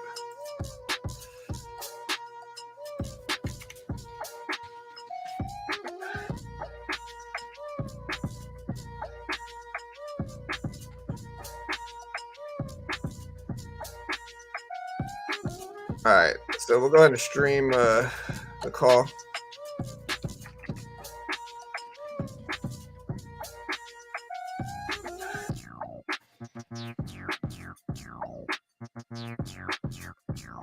Let me get this music off, and then let's get the call going live.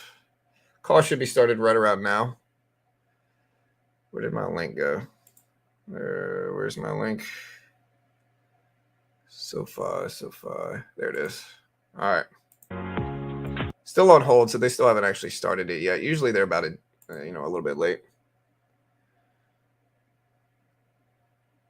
All right, so we're still waiting for the SoFi call.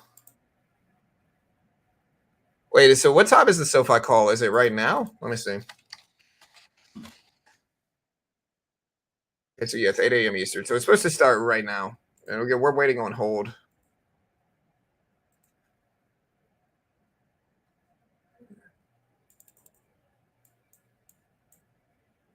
Again, SPY starting to dip down a little bit.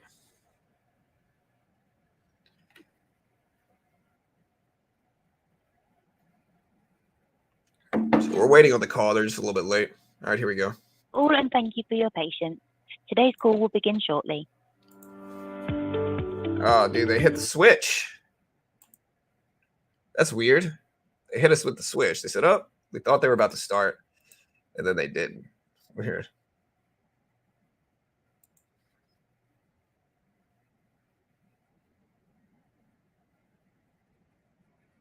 All right, so X sees YouTube. All right, so again, we'll see if Apple puts out a better computer.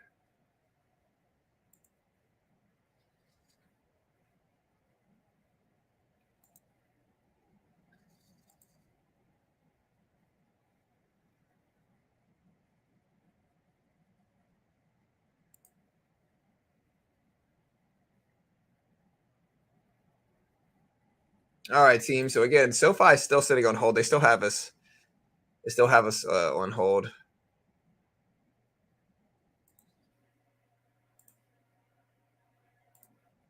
Thank you for attending SoFi's third quarter 2023 earnings conference call.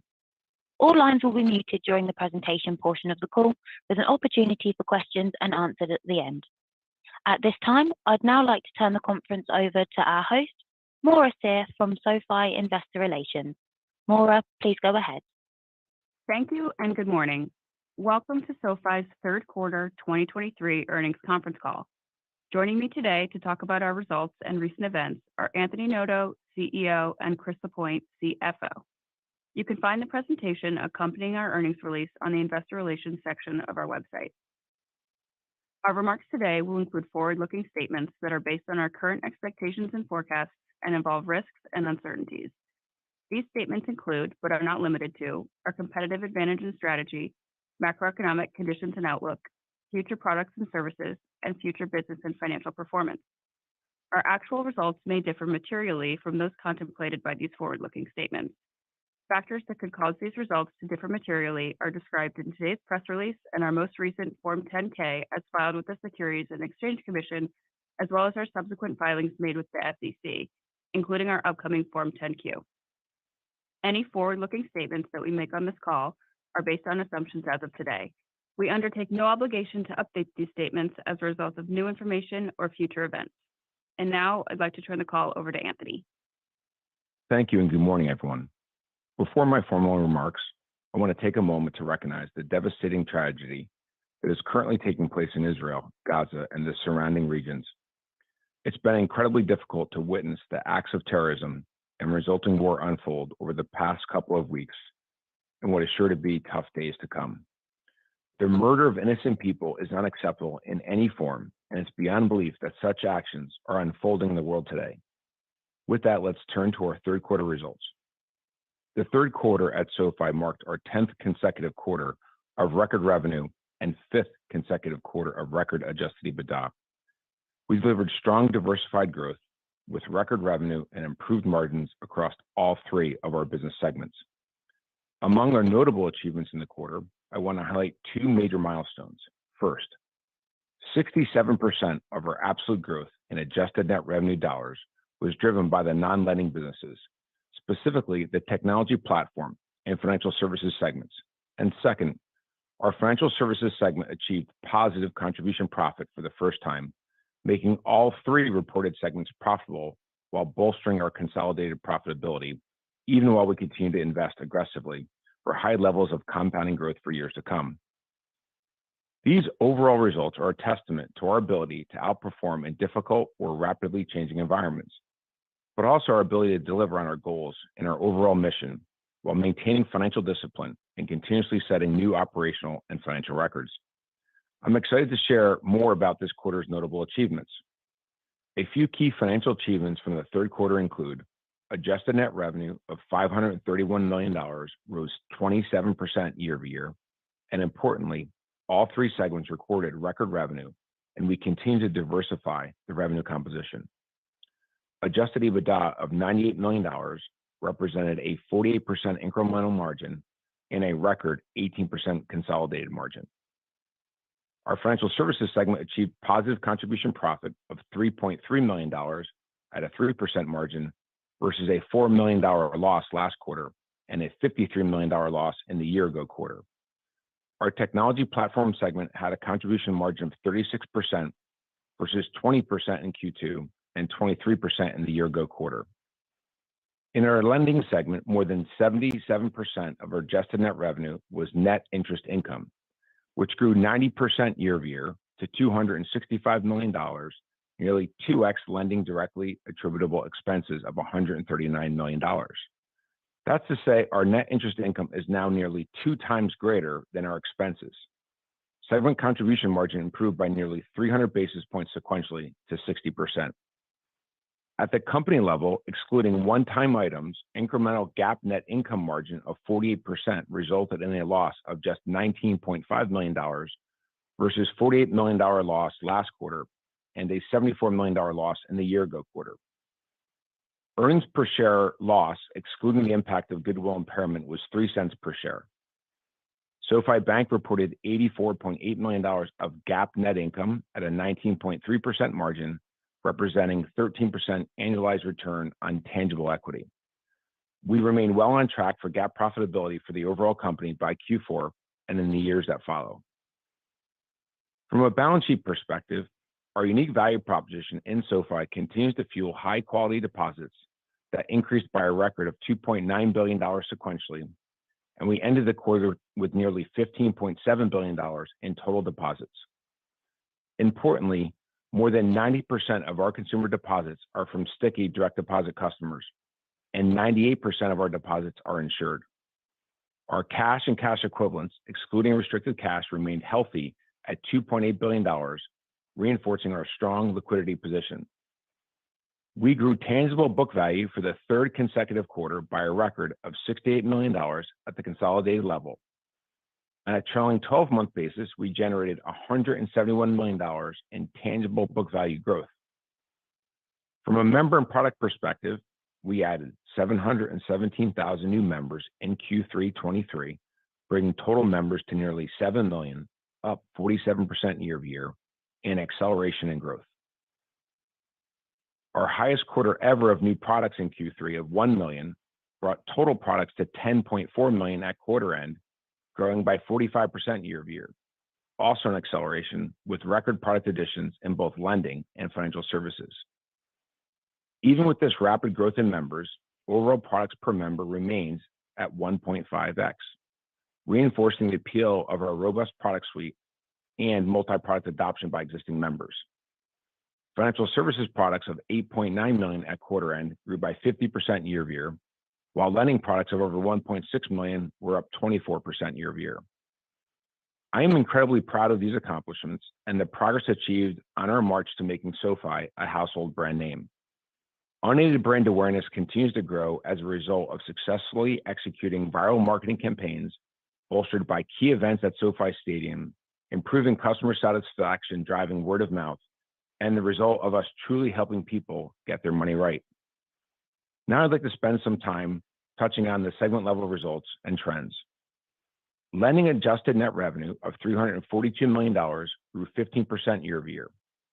The personal loans business maintained its strength in the quarter, with record originations up 38% from Q3 22.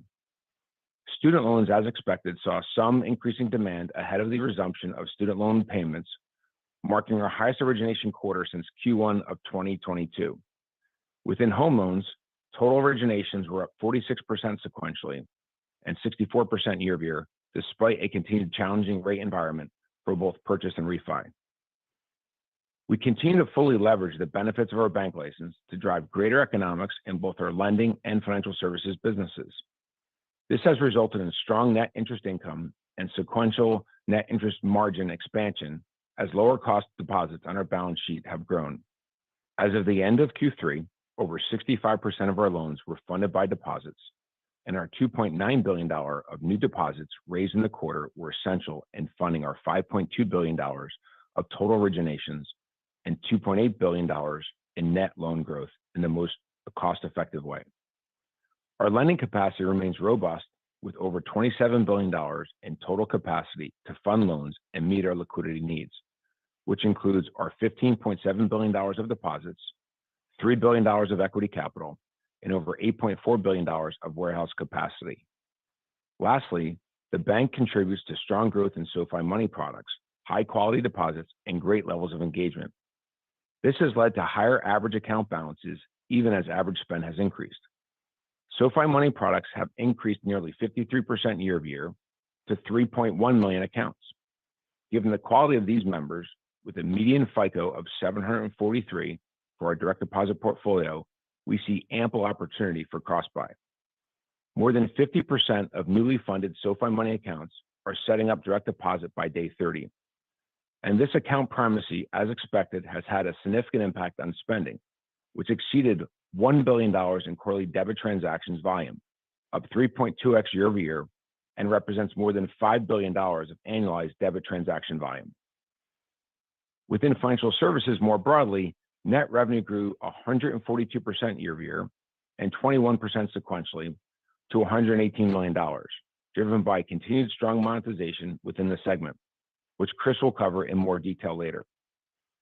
What is most impressive in the financial services segment is that we reached $3.3 million in contribution profit, despite still spending significantly across money, credit card, and invest. Moreover, the credit card and invest businesses are still in heavy investment mode, generating significant losses at a run rate of well over $100 million annually.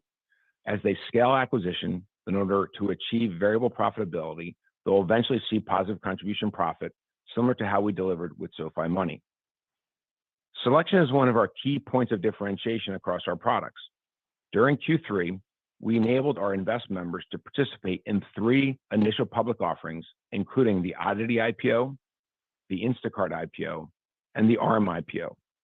Providing retail investors access to IPOs at IPO prices, which was once unthinkable, is just another way we're working to help level the playing field for our members. This differentiation helps bring more people onto the platform while increasing brand awareness and member growth. We were delighted to see such high quality demand in these offerings and growth in our member base. For our technology platform, full segment revenue of $89.9 million saw a slight acceleration in growth of 6% year over year.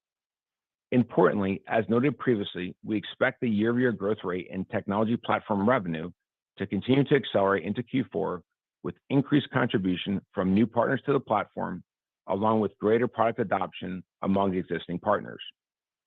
Tech Platform's overall diversified growth strategy includes growth in new vertical segments such as B2B and traditional financial institutions, new products and geographies, and a focus on partners with large existing customer bases with more durable revenue streams and growth prospects. In Q3, Tech Platform made significant strides against this strategy, with the majority of new signed clients bringing existing customer bases and portfolios, which drives much faster time to revenue generation compared to a startup, along with a growing pipeline of joint opportunities selling combined Galileo and Technisys offerings into an expanded customer base. The demand from traditional financial institutions and new categories is the most robust that we've seen. While the lead times for winning RFPs and ensuing integrations are long, measured in many quarters, not months, their transition to modern processing and modern cores is playing out in real time the way we envisioned it would. On the product side, we continue to build and ship a diverse range of products for multiple sectors. We launched a corporate credit solution, which is designed to modernize expense management for both financial and non-financial corporations by introducing a central account with a single credit limit. In addition, we've expanded our buy now, pay later offering to allow lenders to offer it as a form of working capital loans for their small business clients, a great example of the joint Galileo and Technisys capabilities. And third, Galileo powered Experian's launch of an innovative debit card program that allows users to improve their credit scores. From a geographic perspective, we received MasterCard certification to provide our payment cards and processing services in 5 new LATAM countries. Additionally, we have continued to see great product uptake in new standalone products such as our payments risk platform product, which has recently been launched to the entire financial services ecosystem, not just existing Galileo clients, as well as Connecta, our natural language AI-driven intelligent digital assistant, which provides faster resolution of customer contacts and reduced contacts per customer for our partners, as well as SoFi. I'll finish here by saying how proud I am of the team's relentless ability to not just persevere through the disruption and volatility of the financial services industry in the first 3 quarters of the year, but to deliver record results. I could not feel more blessed by our great team's ability to execute, and importantly, our more than 7 million members that have been so critical in making our vision of being a one-stop shop for all your financial needs become such an amazing reality. With that, let me turn it over to Chris for a review of the financials for the quarter and our outlook. Thanks, Anthony. Overall, we had a great quarter with strong growth trends across the entire business. We achieved record revenue and adjusted EBITDA despite operating in a rapidly evolving macro backdrop with notable financial services industry headwinds. I'm going to walk you through some key financial highlights for the quarter and then share some color on our financial outlook. Unless otherwise stated, I'll be referring to adjusted results for the third quarter of 2023 versus third quarter of 2022. Our GAAP consolidated income statement and all reconciliations can be found in today's earnings release and the subsequent 10-Q filing, which will be made available next week. For the quarter, top-line growth remained strong as we delivered record adjusted net revenue of $531 million, up 27% year over year, and 9% sequentially from the second quarter's record of $489 million. Adjusted EBITDA was $98 million at an 18% margin, also ahead of the prior record quarter at $77 million. This represented over 7 points of year-over-year and nearly 3 points of sequential margin improvement, demonstrating significant operating leverage across all functional expense lines. In fact, sales and marketing declined as a percentage of adjusted net revenue for the fourth consecutive quarter, with marketing intensity 349 basis points lower relative to Q3 2022. Overall, this resulted in a 48% incremental adjusted EBITDA margin year-over-year. If you look at marketing expense per new member, this quarter saw a 17% decline versus last quarter and a 32% decline versus the year-ago quarter. This is a function of increased monetization of our member base and investments made in all of our operating segments, as well as continued improvement in marketing efficiency and success of our financial services productivity loop. Our GAAP net losses were $267 million this quarter. Excluding the one-time impairment expense of $247 million, net losses would have been $19.5 million, which is a $55 million improvement year-over-year. We saw notable year-over-year leverage in stock-based compensation, with SBC dropping to 12% of adjusted net revenue versus 19% in the prior year period.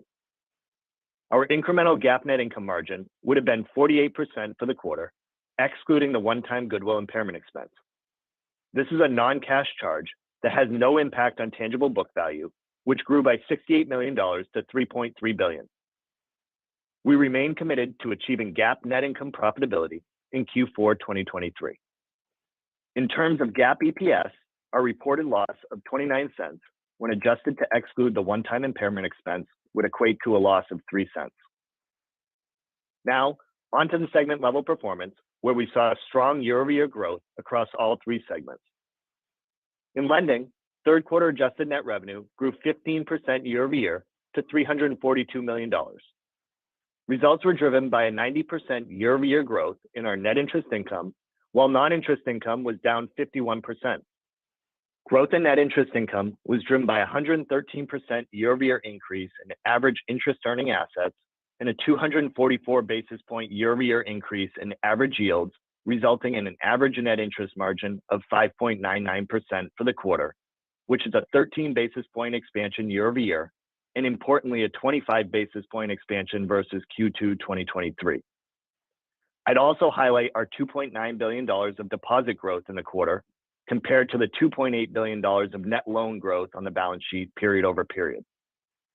With 219 basis points of cost savings between our deposits and our warehouse facilities, this has resulted in a meaningful benefit to our net interest margin and has underscored the advantage of holding loans on the balance sheet and collecting net interest income. We expect to maintain very healthy net interest margin as a result of two things.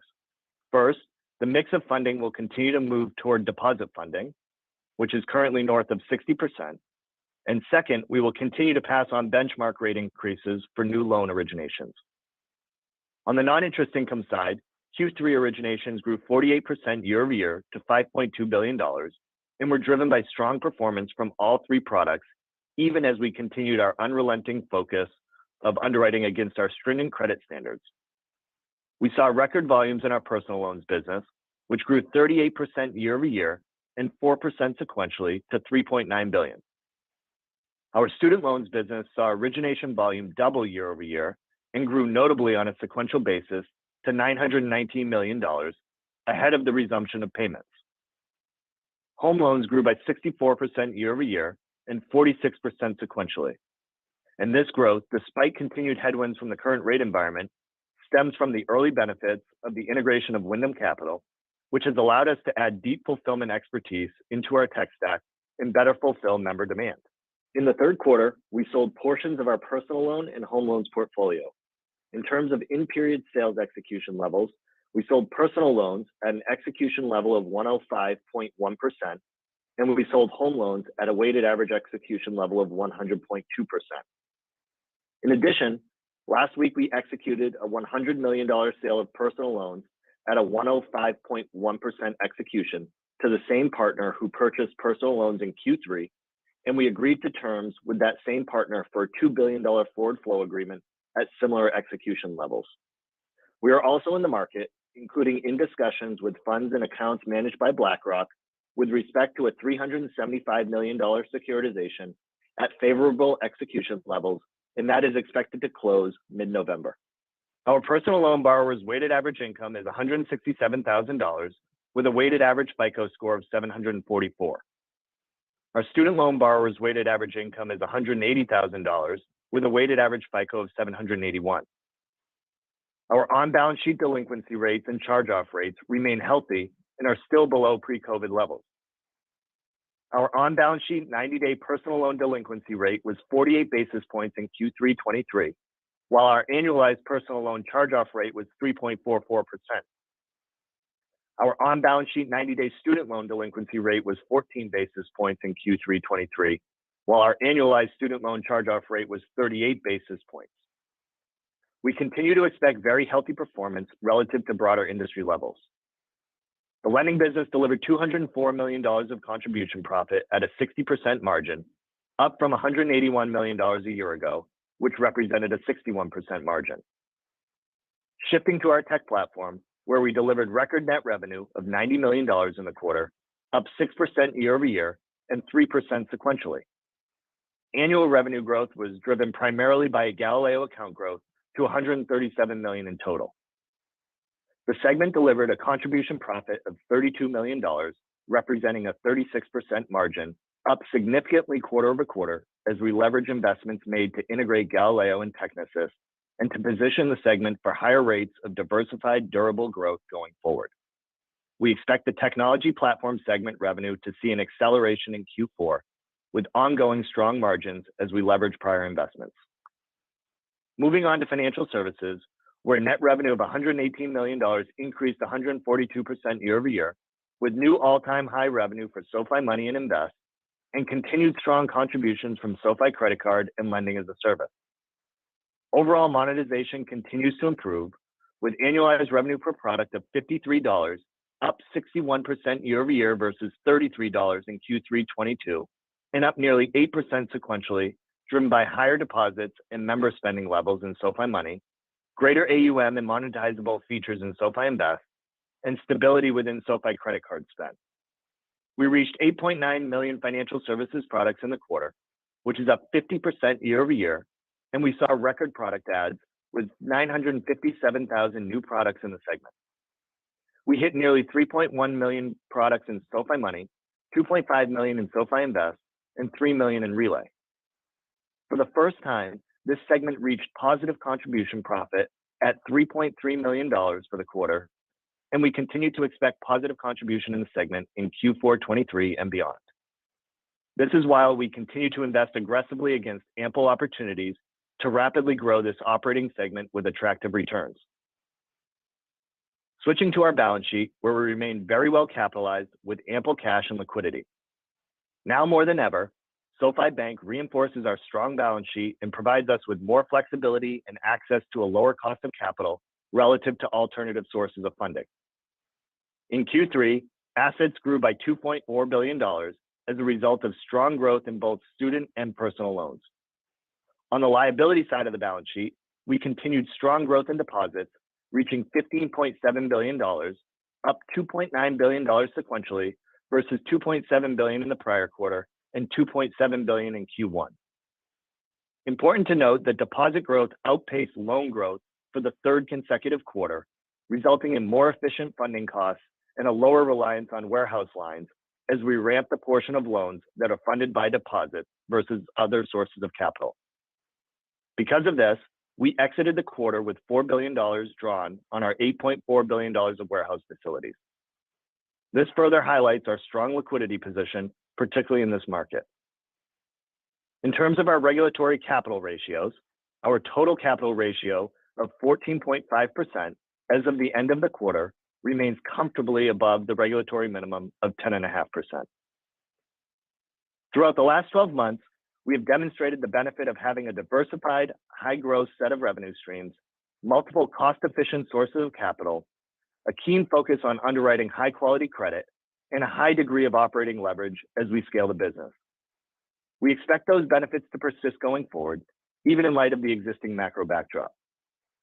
For the full year of 2023, we now expect to deliver revenue of $2.045 to $2.065 billion, above our prior guidance of $1.974 to $2.034 billion, and full year 2023 EBITDA of $386 to $396 million, above our prior guidance of $333 to $343 million. For the full year, this represents 33 to 34% adjusted net revenue growth, 19% adjusted EBITDA margins, and a 48% incremental adjusted EBITDA margin, meaning we expect to drop 48% of all incremental revenue to the bottom line, despite growing at more than 30%. In terms of depreciation and amortization and stock-based compensation expense, we expect mid to high single-digit percentage increases in the fourth quarter relative to the third quarter results. With that, let's begin the Q&A.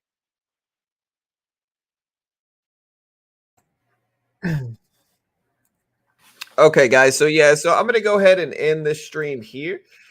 Because we also want to get some day trading done today at the open. So we're gonna go ahead and end this stream now and get ready to trade the open. So SoFi mostly has reacted positively to those earnings report. You can kind of see they're popping up, but we are going to move on past SoFi. We'll keep watching it in the background. I can see some stuff starting to pull back a little bit. We'll also get the music back up and playing. Hold on, let me get this up. Yeah, let me pull this up.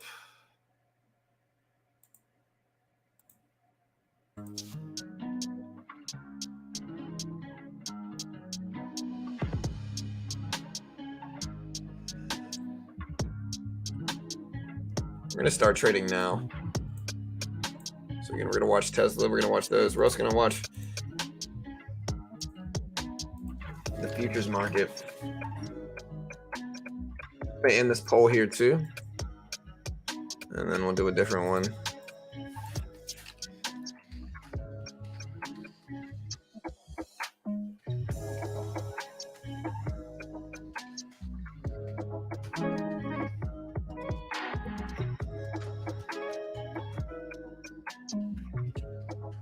All right, so we're gonna ask a question. Does the market push up or down at the open today, guys? Let me know what you guys think.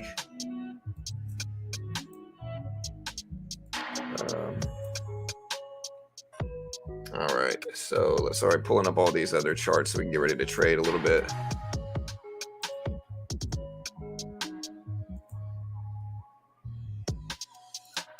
Let's get ready to trade some. So here's the NASDAQ falling down a little bit. We're watching it. Gonna keep an eye on Tesla. Gonna keep an eye on a lot of these other ones. Again, you can kind of see we've kind of had a flat day today in the NASDAQ. It is the FOMC week, right? So this is a week in which we're gonna have a lot of volatility from that.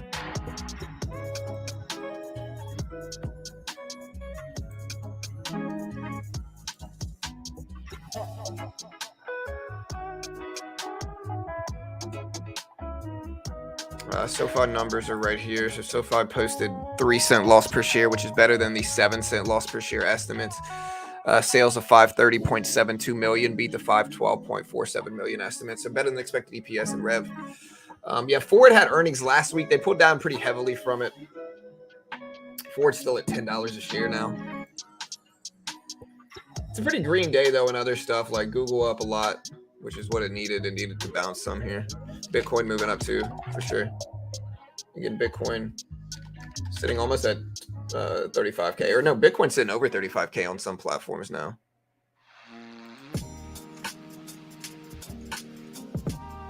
Again, so yeah, looking at this poll number here.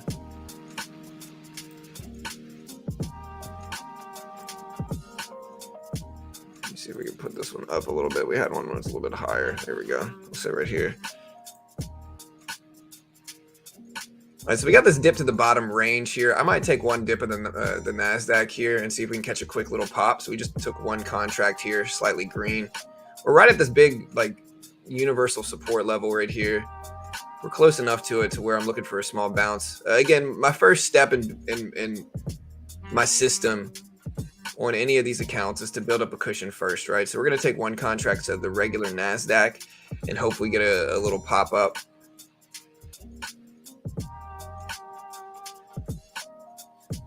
flat on the trade so far.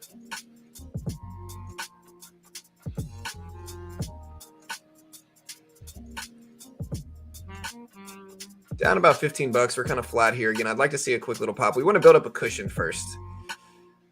If we can't do that with the NASDAQ, we'll switch to the regular E-mini, which is a little bit smaller size. I'm not going to let this go too deep. We just want to see if we get a bounce. SPY is now under the 200 EMA, though, which is not really the best sign.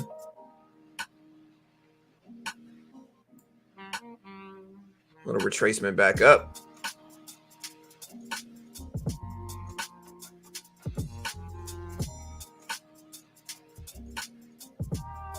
A little hammer candle short term. Looks a little bit better. All right, so far so good. Small loss, down 25 bucks. I'd like to see this pop up some more. Now, we did a poll asking people where they thought the market would head today. 71% said up at the open. All right, so there we go. We're green on the trade now. We're up 20 bucks, 25 bucks. I'd like a little bit more than this, to be honest. And I don't mind losing a little bit to let it work.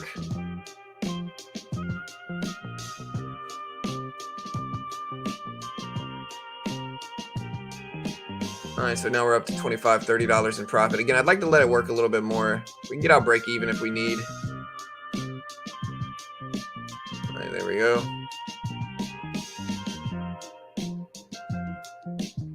We could probably hold the rest break even if we need to. There we go. We're up 40. Quick rejection, though.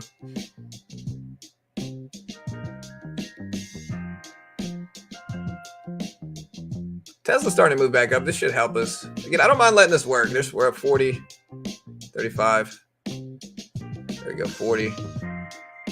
There we go, 70. All right, we're going to cut that with a small little $70 gain. And again, we build up a cushion first.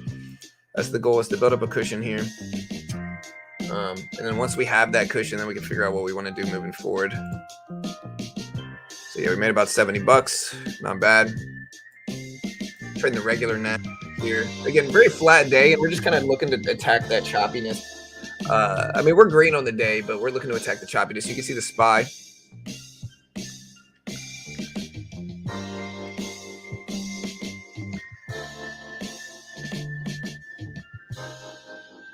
We got the little bounce that we wanted. Watching the SPY and the Q closely. There's Tesla. What about NVIDIA? Where's NVIDIA at right now? We've had a lot of big, bold predictions today. NVIDIA back up to 410s. Tapped 400 Friday. Now back up to basically 410.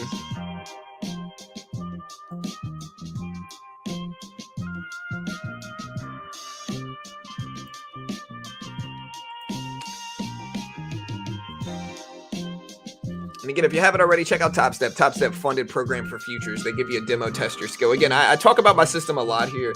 And so if you're trying to get day trading, but you don't have that much money, right? A funded account program is incredibly useful for that situation, incredibly useful. Again, my system for building up a cushion makes sense, and I'll explain the system now.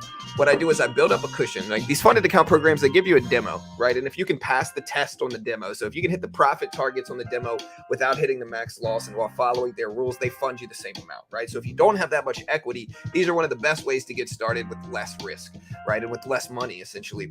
And they are a sponsor of mine. I'm gonna put that out there. But this is the system I use to build up a cushion and get funded easily.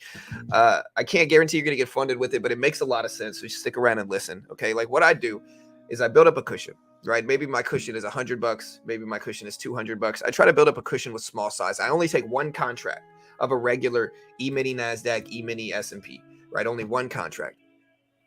And I try to build up a cushion with small size first. If I can build up a cushion of $100 to $200 while trading small, and if I lose over $200, I walk away.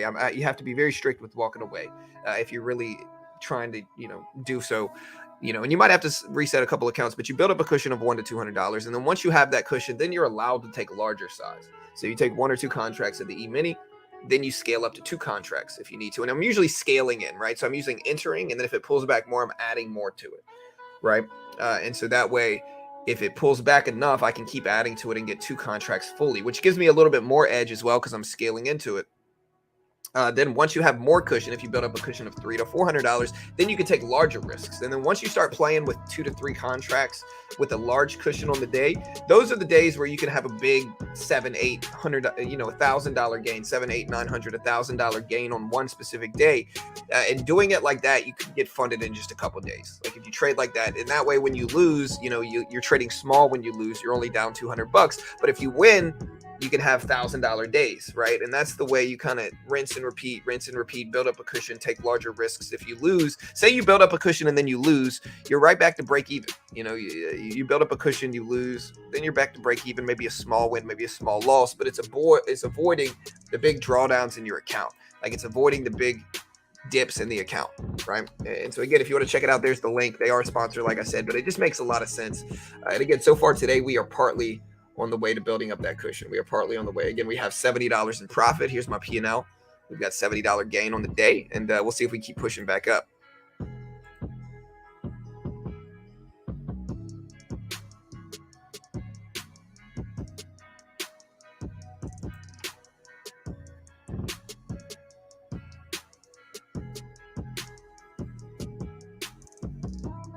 And so we're down some too.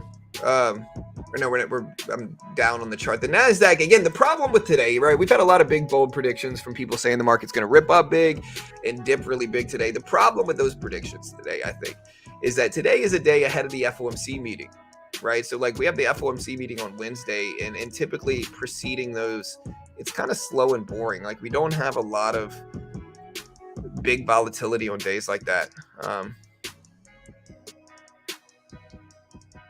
We don't have a lot of big volatilities on days like that. So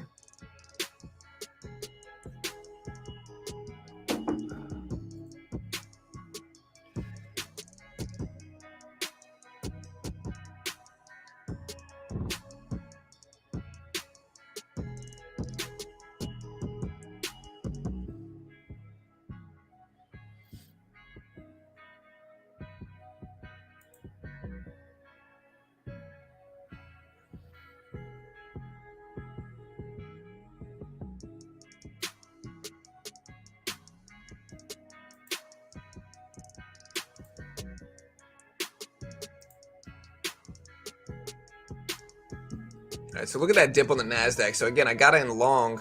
We might start to buy another dip here if we can after this big pullback. So I'm going to buy this contract, or buy one contract here. We've got a $70 cushion on the day. If we can make a couple bucks, great. We're just looking to catch the bounce. Although it's definitely a risky trade. There's the bounce though. Let's see if we hold. Popping up, $20, 35. We'll go ahead and unload there. All right, so we just caught a little bit of gains on the day. Made a little bit more. Got out just in time though. I saw the retracement back, but very risky trade. I wouldn't necessarily recommend you guys trading like that. Yeah, again, FOMC meetings are usually pretty low volatility. Like preceding those, we're usually pretty sideways and slow. You know what I mean? So it's kind of something that you got to be careful with ahead of those meetings. And I don't necessarily predict like big volatility or anything like that. I think those days are kind of slow, and you want to be smart and careful during those days, to be honest.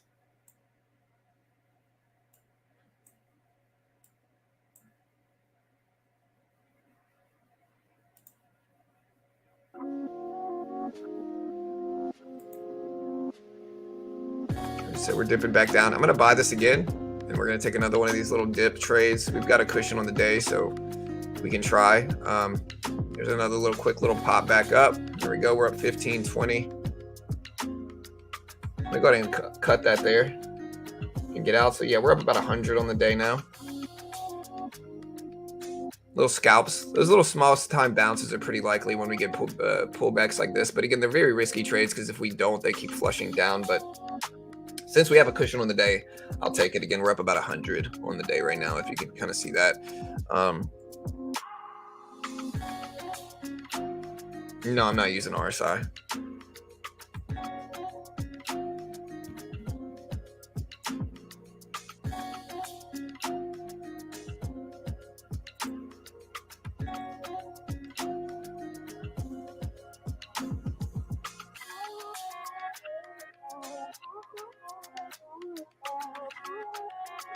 All right, so we'll get SPY rip back up. We can watch the NASDAQ too. I'm going to put up the regular emini.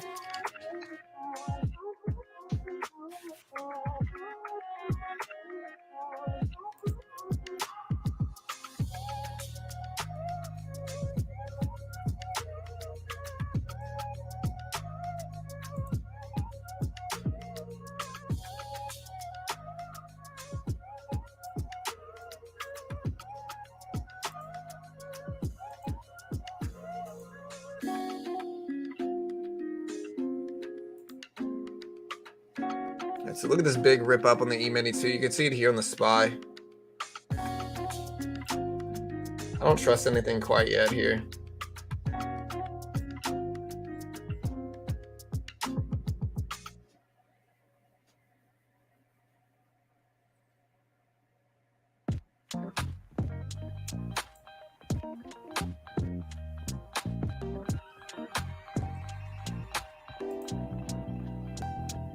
I am using Top Step Trading Quant Tower platform. And again, if you want to check it out, links in the description.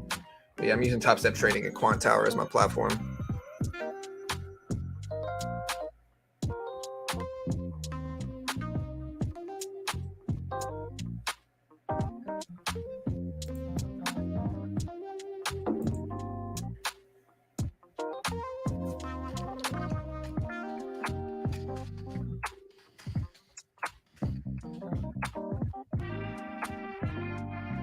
All right, so we're still pushing up, testing the 200 EMA now. Part of me wants to short, to be honest here.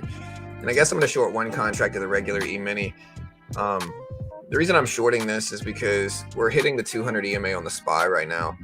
And so I think it's a nice little rejection spot. I've got a $100 cushion on the day, so I could probably take more than one contract here. See it if we reject the 200 EMA level. There we go. We're back green. Looking for a little flush down rejection. We're slightly green here on the trade now.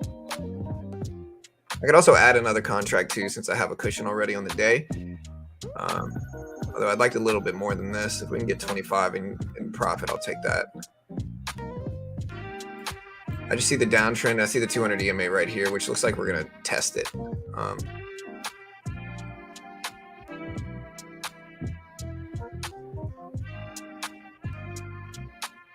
So now we're back up. So again, we might try to add 2 to this. So we just add 2 contracts. We're not going to add any more. So we flushed right back down. We're back to square even. There we go. All right, so we're slightly green now. All right, we're going to take half of that off. We just locked in half. We're up another 25. We'll take the rest off there. Just small wins. All right, so we're up about 135 on the day now. Again, here's our P&L. Small little base hits here. We're up about 135. Again, if we can build up a cushion of a couple $100, that's the goal. And then once we do that, we can figure out what we want to do moving forward after that. But the whole point of the stream is to show you guys how I build up these cushions and trade.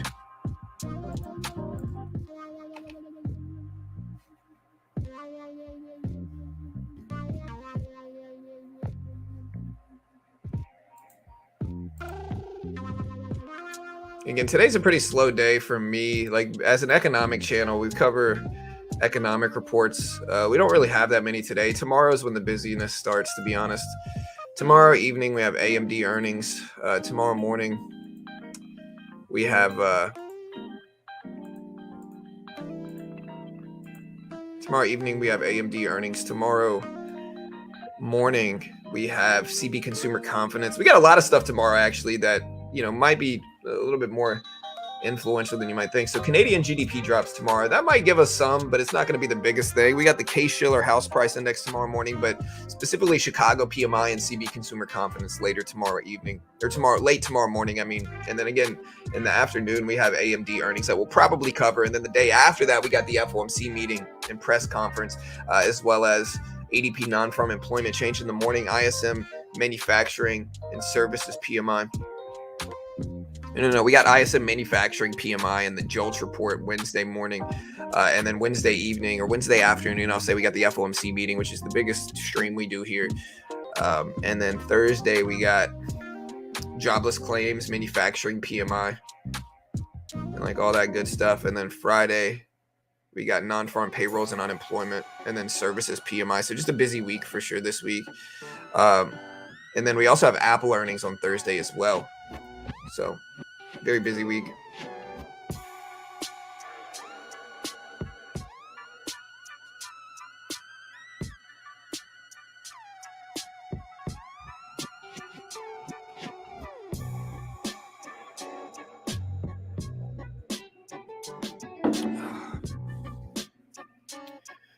Yeah, I mean, Ramsey, you sound emotional, brother. You know what I mean?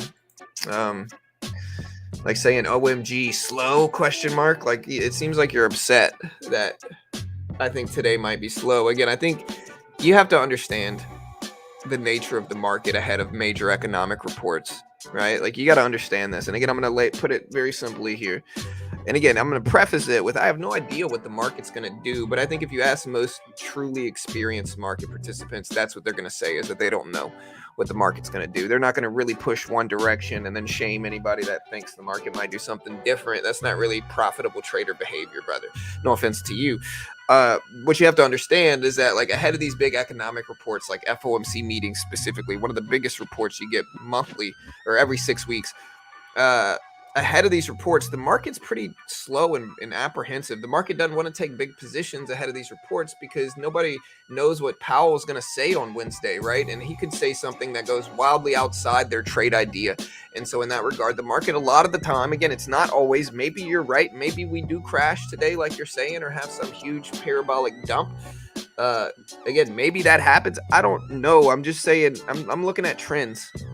You know, and the trends of major economic reports like today's or like Wednesday's FOMC meeting is usually that the market's pretty quiet the week preceding that. Now, this week might be different because we got a lot of economic reports coming out this week. But again, no offense, Ramsey, but you sound emotional, brother. Anytime you get mad at somebody else for their opposing view, it seems emotional, bro. And again, we'll see if you're right or not. I don't know.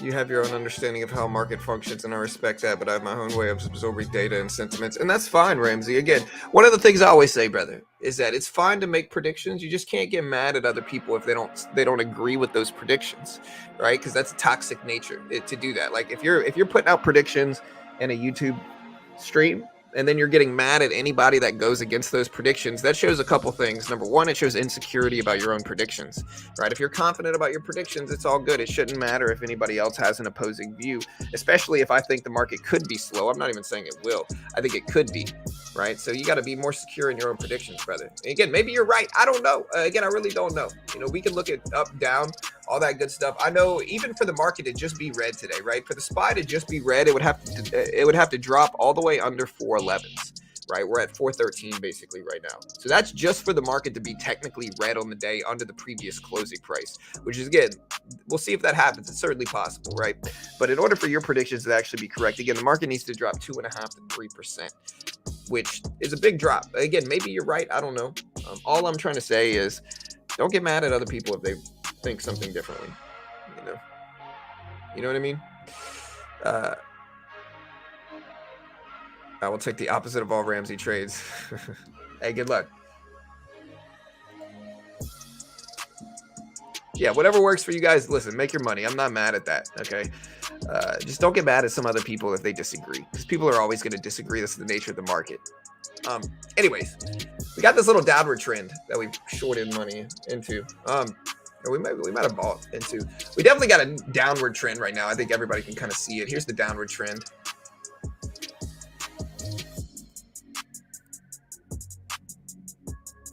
That's the downward trend that we're seeing right now. I think it's very obvious. Again, we'll see if we hold. But this is the downward trend on the emini. You can see the SPY here on the right. You can see Tesla still sitting at 210s. A lot of this is going to depend on what blue chips do today. Yeah, okay, Joe.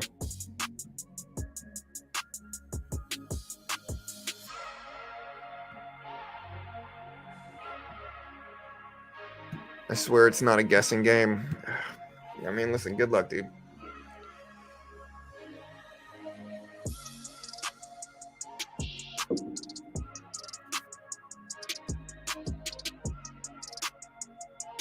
Right, exactly, Fred. I agree with that. Mark Douglas is one of the GOATs. Fred says, read Mark Douglas, Trading Psych. He says you're never supposed to espouse one direction then impose it on other people. 100%, you know. I use Quant Tower. So I use Quant Tower. IS. So I use Quant Tower. This is Quant Tower platform. I like it a lot. This right here on the left side. This is right here, Quant Tower. I like it a lot. It's my favorite one so far.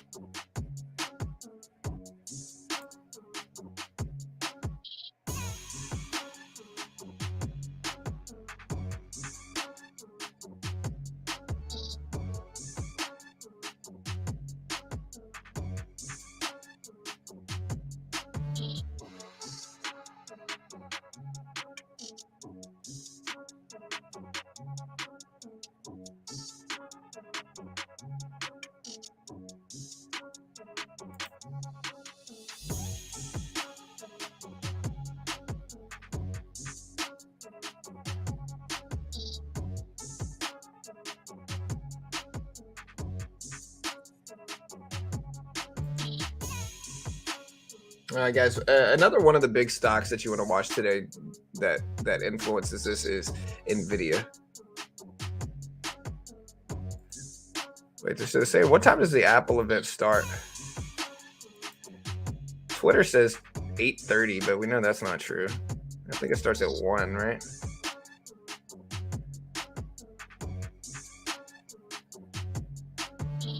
What time does the Apple event start? Does anybody know? That might influence Apple ahead of the earnings report.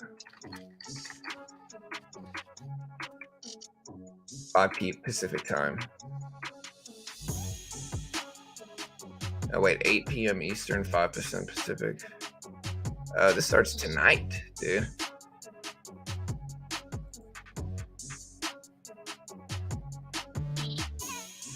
Oh, damn, dude. This starts tonight.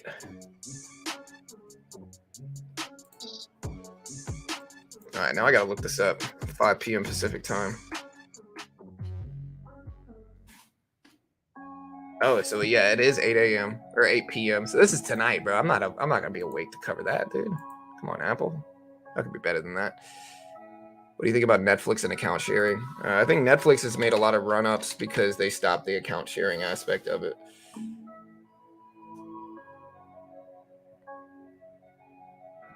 Crypto is crazy.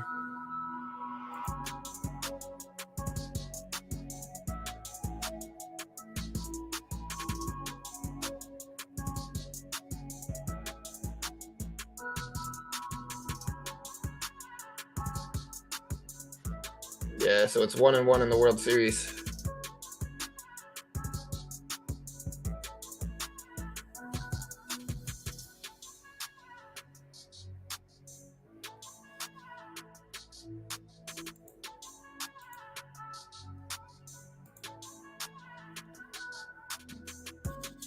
All right, so we're still in this little sideways trend on the E-mini here. We still got 30 minutes before the market opens.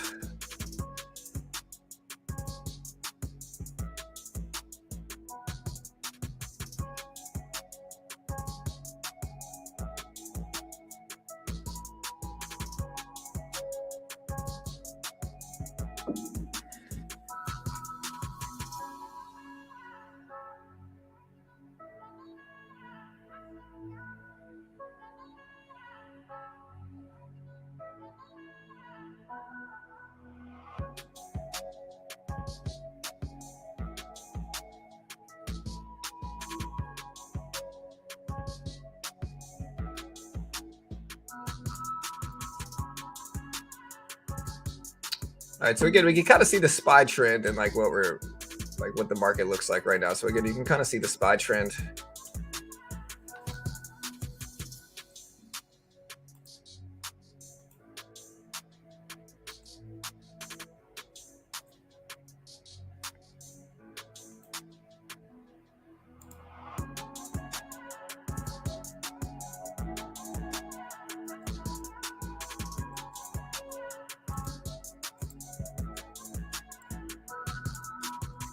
All right, so again, you can kind of see the trend here on the SPY. It's the same trend that we've drawn right here. SPY back up to 413s. We'll see if we can top the high part of that trend first.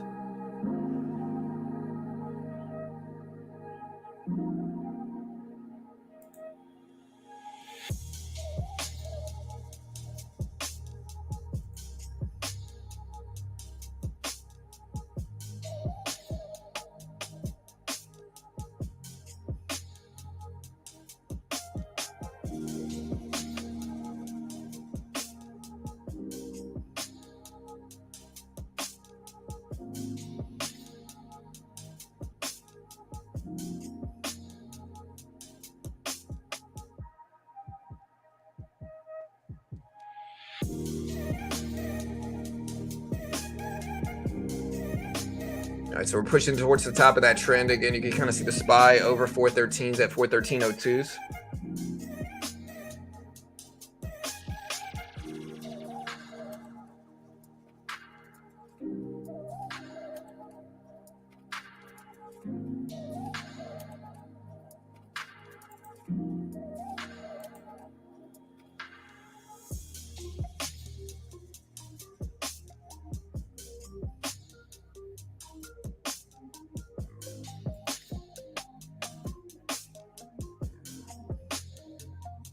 All right, so it's still pushing up. Again, let's look at the NASDAQ too.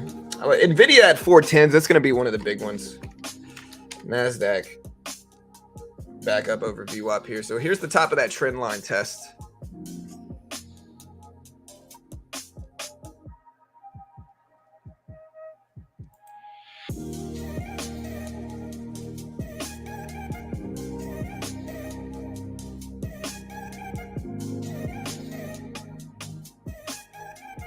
All right, so again, we're starting to rip up. Let's see if it holds.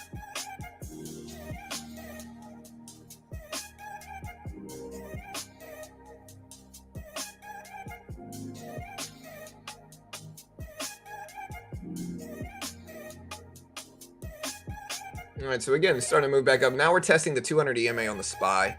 Now, do I want to change my trend here? I don't know. I think I could to something like this. But I also think that we kind of just broke the top of the trend line. You know, this trend might have been better like this anyway. And so I think we just cracked the top of the trend line. Yeah, so again, we just broke the top of the trend. Let's see if it actually holds now. You can kind of see the same thing on the SPY right here. And so we're going to clear the drawing out. We're back over the 200 EMA, but there's also still a chance that we could reject it because we're not far enough over it to really confirm it.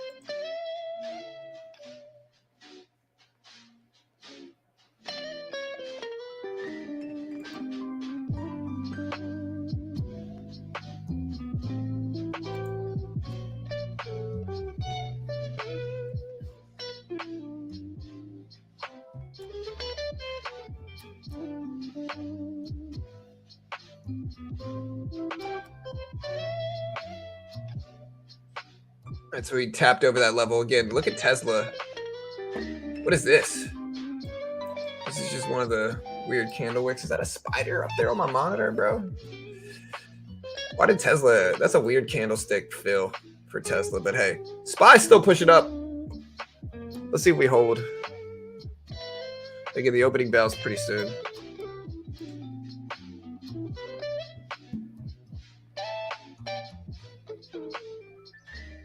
Yeah, did you see that TikToker get knocked out, Pawn? It's entertaining, but again, big man was on the juice, 100%. Again, you can see how big he is and understand, like, he's obviously juicing. Anybody that big is juicing, right? I don't care what they say, what they do. I'm not picking on anybody specifically, but like that bodyguard was juicing 100% without question, right? But old boy took that hit like a champ, dude. That dude got straight up, and that was a big dude. He took that hit like a champ. The problem is that if you're a bodyguard, you can't behave that way.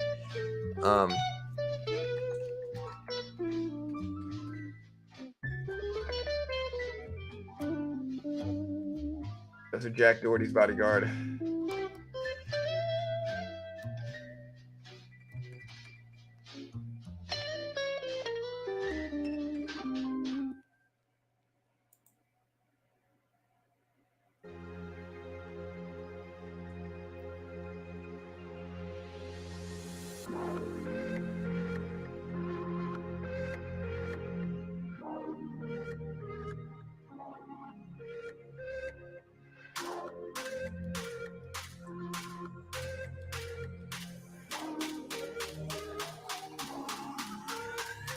All right, so again, we broke the trend, still rip it up. You can kind of see how trend breaks can be profitable as well, because you can see how much it's up.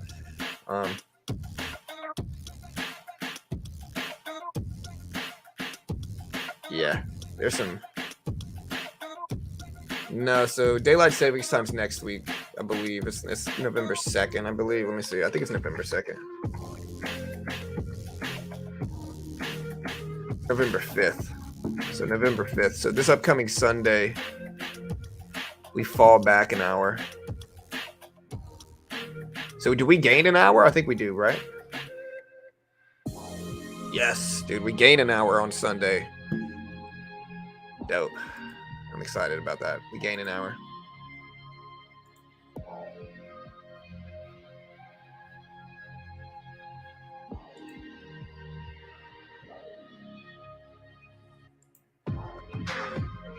Get NVIDIA up to 410 right now, 410. So NVIDIA is starting to bounce back. This is a lot of this is from NVIDIA. I'm looking at market news.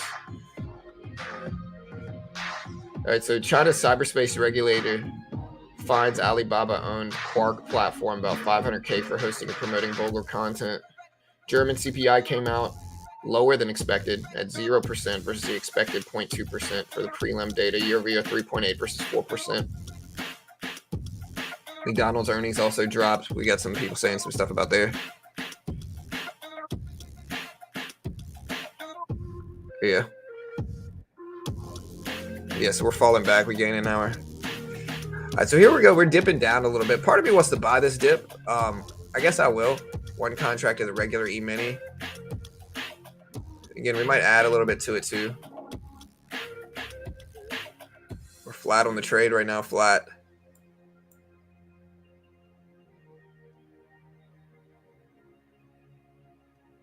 We haven't had any losses yet today. Hopefully we don't jinx it here.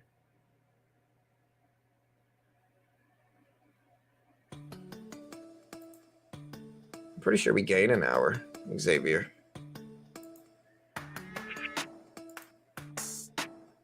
Yeah.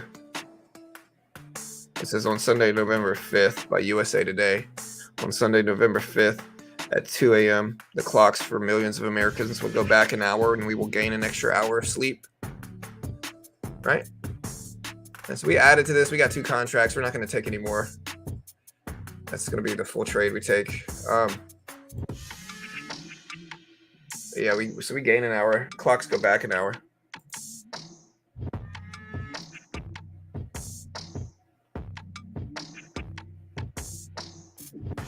All right, well, we got a big pullback here.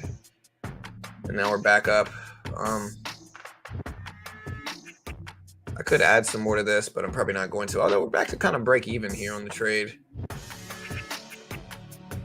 Yeah, for sure. In wintertime, we always gain an hour, not lose an hour.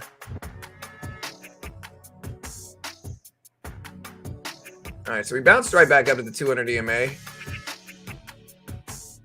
I'm going to unload half of this trade just to lock in. So that'll be my first L of the day. But again, I'm going to take that off just to limit risk. We're still up over 100 on the day, but I'd rather limit the risk in case we do retrace. It's not going to be a big loss.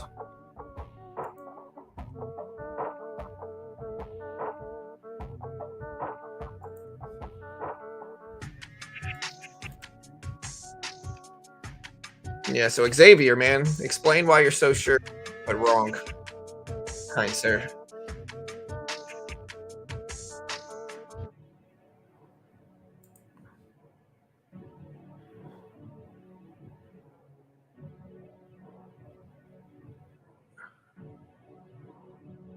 All right, so again, we're popping up again. We're green now. We're up 25 bucks. How much did we lose here?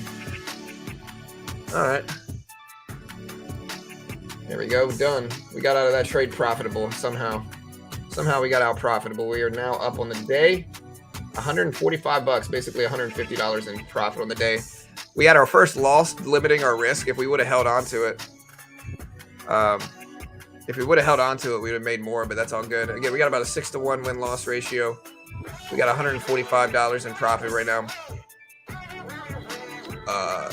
And yeah, so far we're in that cushion building phase. We're just going to keep trying to build that cushion up. See how that goes.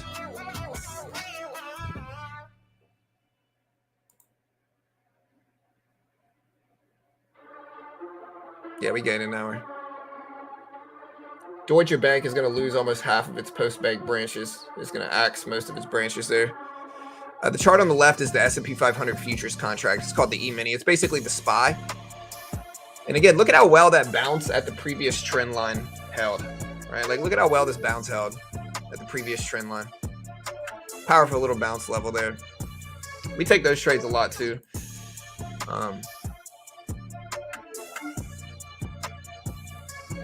Those work really well, you know. So we got a little bounce up. We'll see if we get anything else, anything better looking.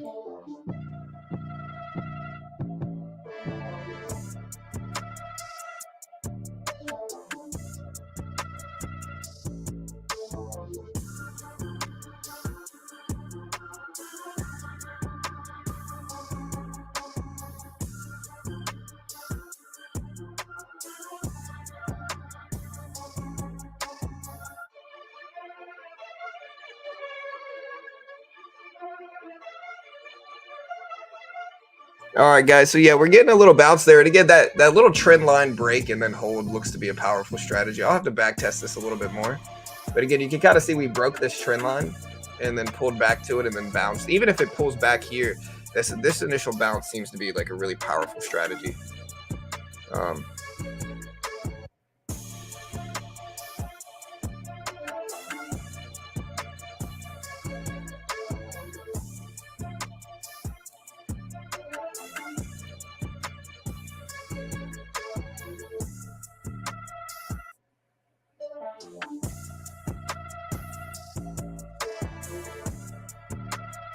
All right, so look at that rip up again. So the bounce continuing to work, pushing up over the VWAP and then retracing pretty quickly back down. Let's see if we actually hold this though. Again, NVIDIA pulling back a little bit. So I'm watching NVIDIA pretty closely here to influence what's going on. Look at NVIDIA dipping down. So this might retrace it back. Again, we'll have to wait and see. But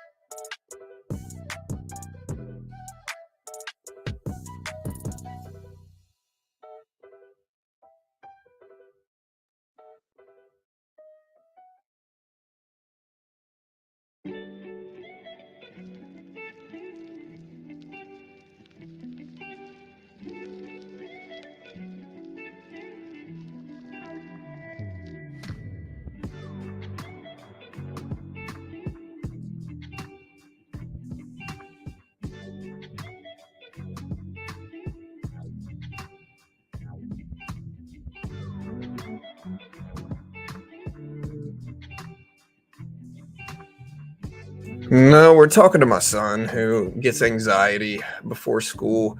So I'm trying to kind of like talk to him, and he's just, to struggle. Market's mostly flat. The market hadn't really done anything since I walked away.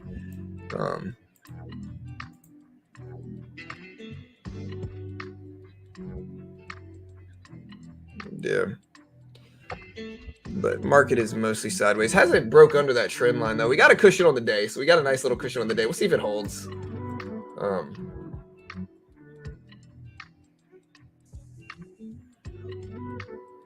Amazon.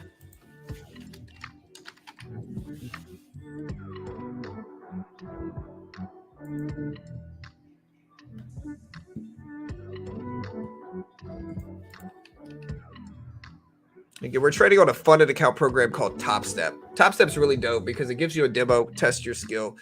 And again, so we could use our risk management system in which we build up that cushion. And again, this is our cushion on the day. We build up a cushion of about $150, and then we can swing into that cushion at the opening bell. So we have a cushion that we can use at the open, and then that way, if we lose, we're back to break even. We can either stop then and have a break even day, or we can scale down our size, try to build up another cushion afterwards. That way, if we lose over $200 on any specific day, we can just close it down and our losses are small. But if we end up doing well and we keep pushing and keep building up that cushion, then we'll have big winning days, right? So that's one of the ways you keep your risk small and you keep your good days up, like big.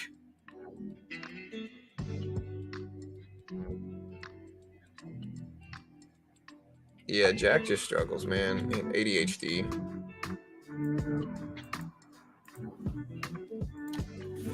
Yeah, if you want to check out the funded account program with me, there's the link right there in chat. We're pretty sideways right now, though. We just don't have much action going on here. I'm going to see if the opening can be a little bit better.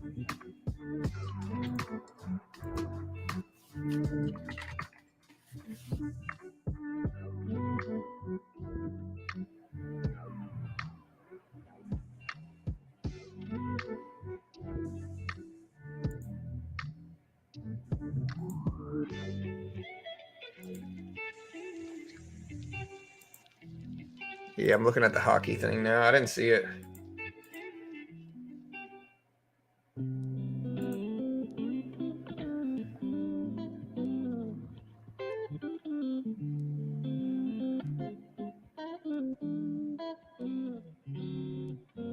Oh my gosh, dude.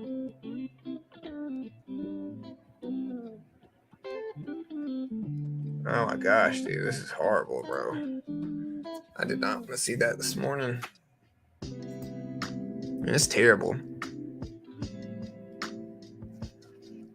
Yeah, I don't like seeing stuff like that, man. That stuff's crazy. I have some friends that I know that were just like obsessed with seeing stuff like that. Like, dude, I hate seeing stuff like that. It's terrible, man.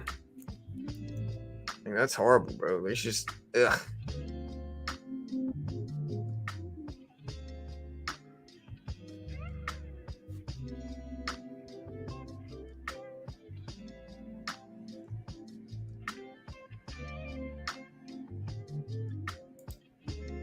I think the guy did it on purpose, too.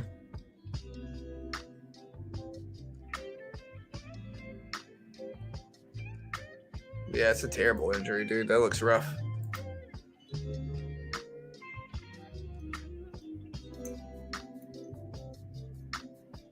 Yeah, just don't Google hockey right now. You know, it's not pretty, dude. It's a rough looking thing, man. I don't want to see it.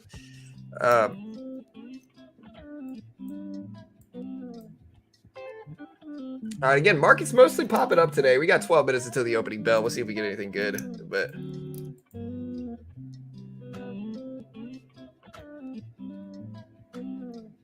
nah, it looked like he jump kicked him. Is what it looked like.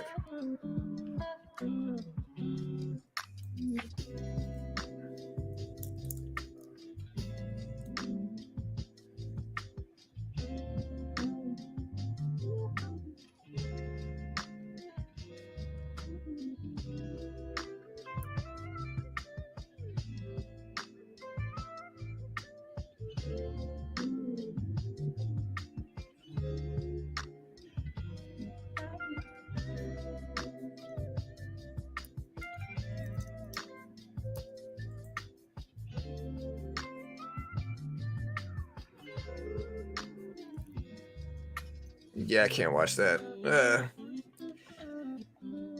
The one I saw was very choppy and good. I'd rather it be choppy. Here's Nvidia starting to push up a little bit. Again, Tesla mostly flat. The E-mini broke this trend, and now we're pushing back up to look at another trend.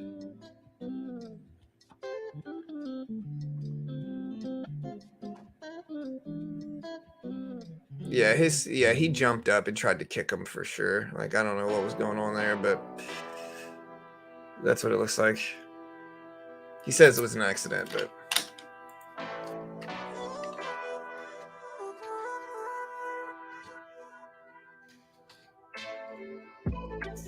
I played ice hockey too as a kid, right? So like I played ice hockey as a kid. Yeah, it looks like he literally side kicked the dude.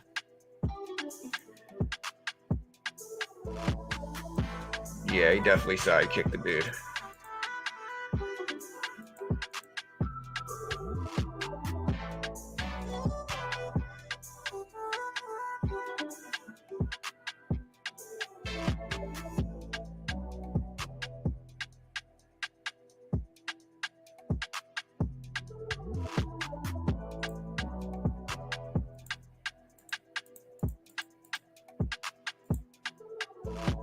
I don't think the goalie was anywhere around him. Yeah, he literally just side kicked the dude. I think it was intentional.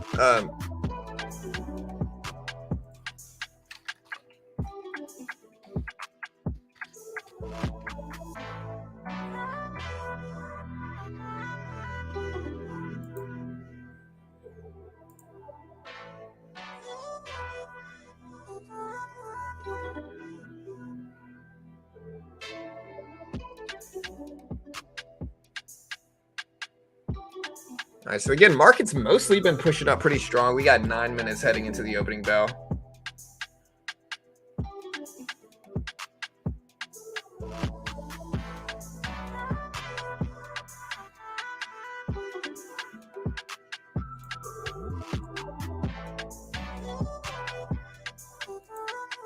It's brutal.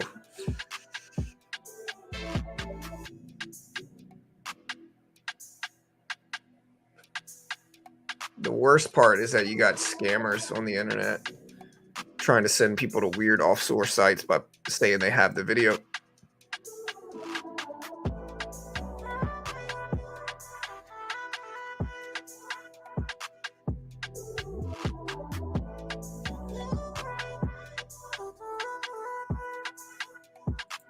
All right, so again, we're bouncing up a little bit. We're at 41.65s, 41.65. Still trying to push up.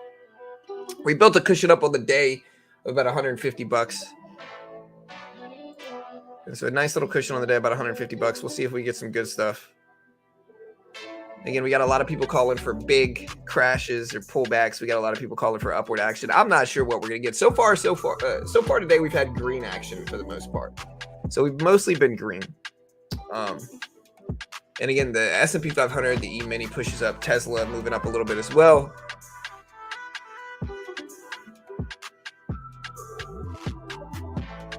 Yeah, oil.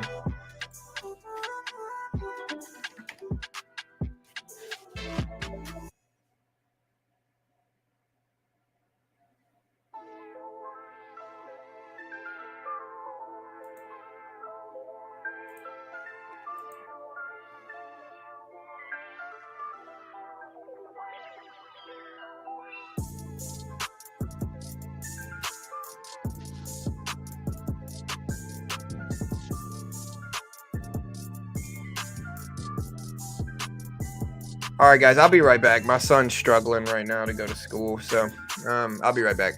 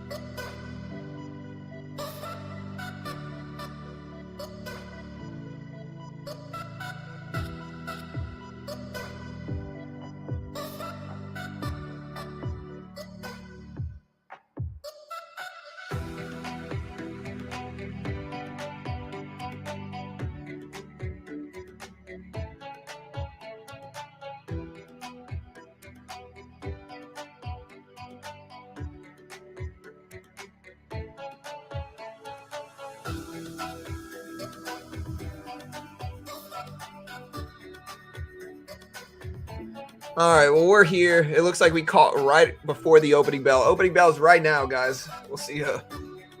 Again, my son's struggling to get up and get started this morning. Market's pushing up a lot ahead of the opening bell. Look at NVIDIA rip. NVIDIA's helping it. It's at 411s right now. All right, so there's the opening bell. Just started. There's the open.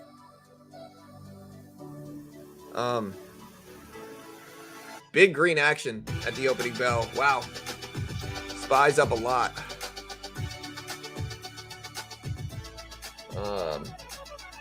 Big pop. Tesla turning down, though. NVIDIA retracing, but the emini still up pretty big today so far.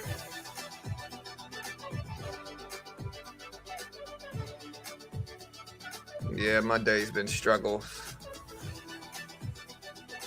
My son is just kind of struggling this morning. All right, so far so good. Again, mostly popping up this morning on a lot of stuff. My equities portfolio is definitely green since the open, I think. Again, the E-mini popped up. Tesla retracing back. NVIDIA still trying to bounce. We'll watch Tesla and NVIDIA because these are just such heavily weighted stocks like Apple, Amazon, NVIDIA, Google, Walmart, all that stuff. But again, Apple pushing up today ahead of the scary fast event that it's got going on. Yeah, there's the S&P break highs again. E-mini up.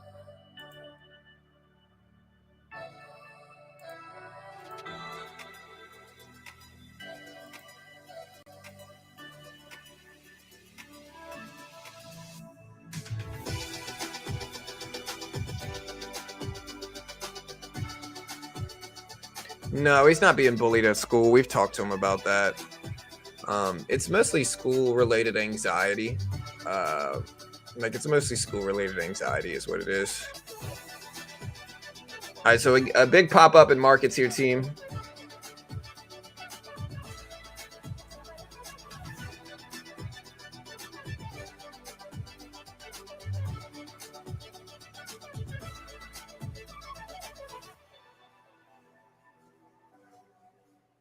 Again, Exxon oil ripping up a little bit. So oil moving up. NVIDIA right at that 200 EMA. Tesla starting to turn, though.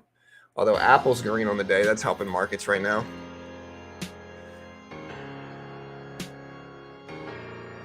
Okay, Ramsey. No offense, Ramsey, but the Q...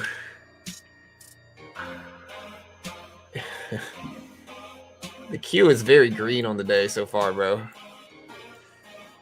The Q opened up today, or closed Friday at 345. It's at almost 348 right now. The S&P's ripping up too. NVIDIA bouncing up as well. So, I mean, you can claim you're up 40K all of a sudden, even though the Q and the NASDAQ and the E-mini and NVIDIA and Tesla are all green. But, I mean... You know, Apple just ripped up big too, pushing everything back up as well. Yeah, I mean, he struggles with. He has ADHD. He has what's called ADHD combined presentation, which is like high IQ but bad impulse control and attention ability, like bad attention. All right, NVIDIA ripping up pretty big too, man. And so ADHD combined presentation is what it's called. And so he struggles to pay attention. You know, we've struggled to kind of get him on track with everything. He does really well on his standardized testing, though. He's in like the 95th percentile in mathematics and like the 90th percentile in reading. But he just doesn't like school. He hates school.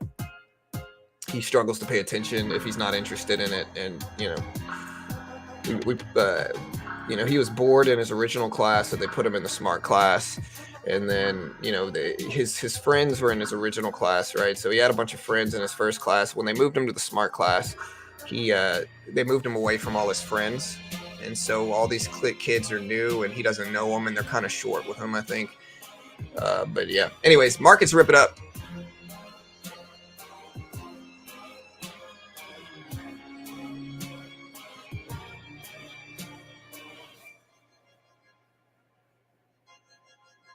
Again, Q very green on the day. Q almost up to 349s. Everything very green so far. In equities, I'm up over 500 today. Here's my P&L on today for equities. We're up 515. Again, we got too much green action. We're going to wait to buy a pullback or something. Yeah, the problem is a lot of people say they have ADHD. I'm not saying y'all don't, right? But I'm saying so many people like say they have ADD, ADHD. All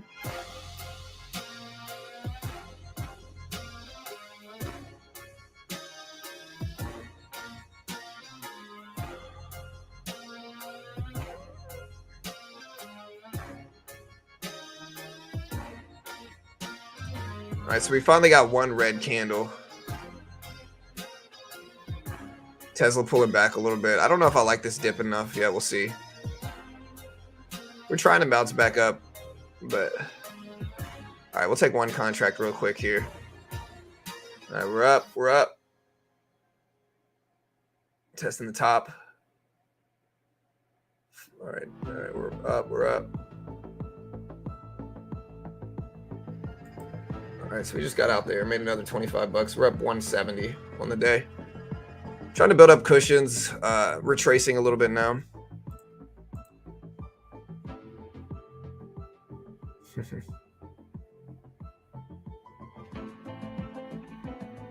Yeah, I mean, one doctor can say ADHD doesn't exist. It certainly does. It's just overprescribed. You know, like an example of it. Like if I take ADHD medication, right? Like stimulant medication, it actually slows me down. And I usually just kind of sit there, right? Like I usually sit there and I didn't like it because I didn't get excited about anything. I usually just kind of sit there and I can focus on whatever I'm doing, whether I'm watching a movie or whatever, but I usually sit there. You give it to people who don't have it and they're going to be bouncing off the walls, like cleaning, like doing all this different stuff. But like, ironically, if you actually have it, it'll calm you down, you know, which is what a lot of people don't realize. And so a lot of people want it because it makes them bounce around. But if you actually have ADHD, you don't bounce around from it, you know. Again, the Q breaking highs again, up to almost 349s right there. Apple has only had one red candle since the opening bell.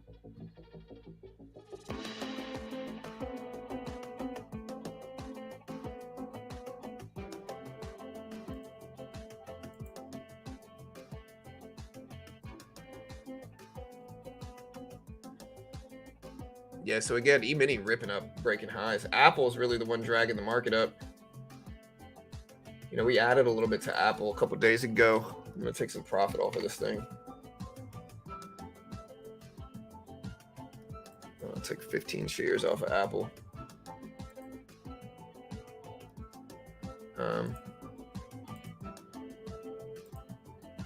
Yeah, we took a piece off of Apple. That's nice. Again, our portfolio is nicely green today, too.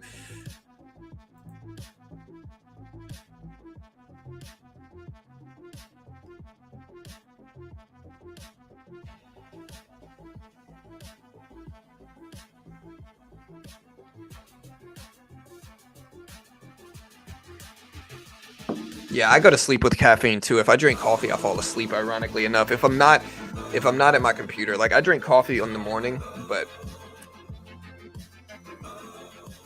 a lot of it used to put me asleep. I don't know. I got used to it, I guess. PayPal bouncing up too. We're up about 600 in equities on the day. Yeah, we got him into sports. He's in jiu-jitsu and some other stuff too. So like he's into sports. Q's still breaking highs. Q's up to 349s. And I guess this is my point, is like the people who are the most definitive with their predictions are usually the most wrong, guys, you know. So you guys remember Ramsey here said that the market was going to crash at the opening bell before bouncing up. He said it was going to crash to about 4% before bouncing back up. Apple very green on the day. Q very green on the day. emini very green on the day. Tesla green on the day. Nvidia green on the day. And so I guess my point is, don't listen to people on the internet. I guess the overarching point I'm trying to make is do not listen to people on the internet.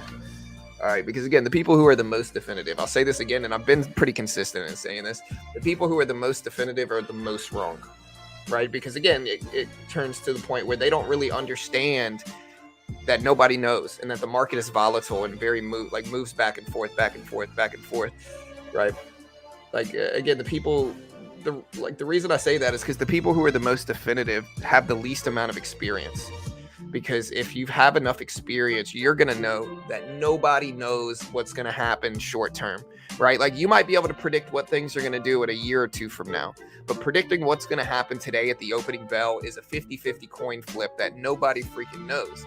And you understand that and you learn that as you get more market experience, right? And so what that means is that the people who are the most definitive have the least amount of experience possible and thus are the most wildly wrong.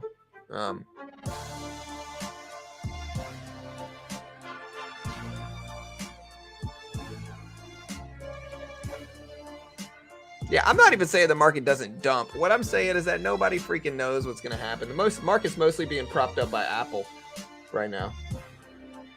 All right, so we've only had 2 red candles since the opening bell here. Again, we're getting to the point where we're too extended on the upside. I just don't trust it enough to really buy into this yet.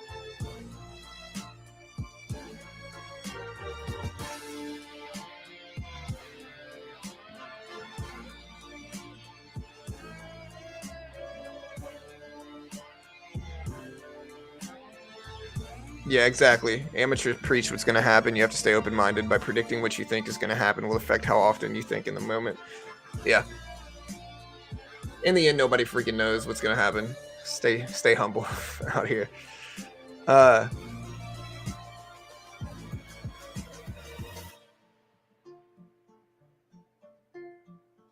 All right, beautiful upward action today in the market here. Beautiful green action. Again, another one of my sponsors. Check out my other sponsors. It's a company called Chart Prime. It's a trading view indicator service you can use in stocks, crypto, Forex, futures. Again, I talk about this a lot, but it has a couple really powerful indicators, right? Like one of them is called the Market Oracle. When we look at it on a 5-minute perspective, right? When we look at it on a 5-minute perspective, it's powerful. So like, let's pull it up real quick. So when we start looking at this on a 5-minute perspective, I want to show you guys how often this works. If you get a reversal signal and a bullish engulfing candle that shows up. So they show you engulfing candles. They show you reversal signals. They show you buy and sell signals. They show you chart patterns. They show you flags, wedges. They show you smart money concepts and just a lot of different stuff, right?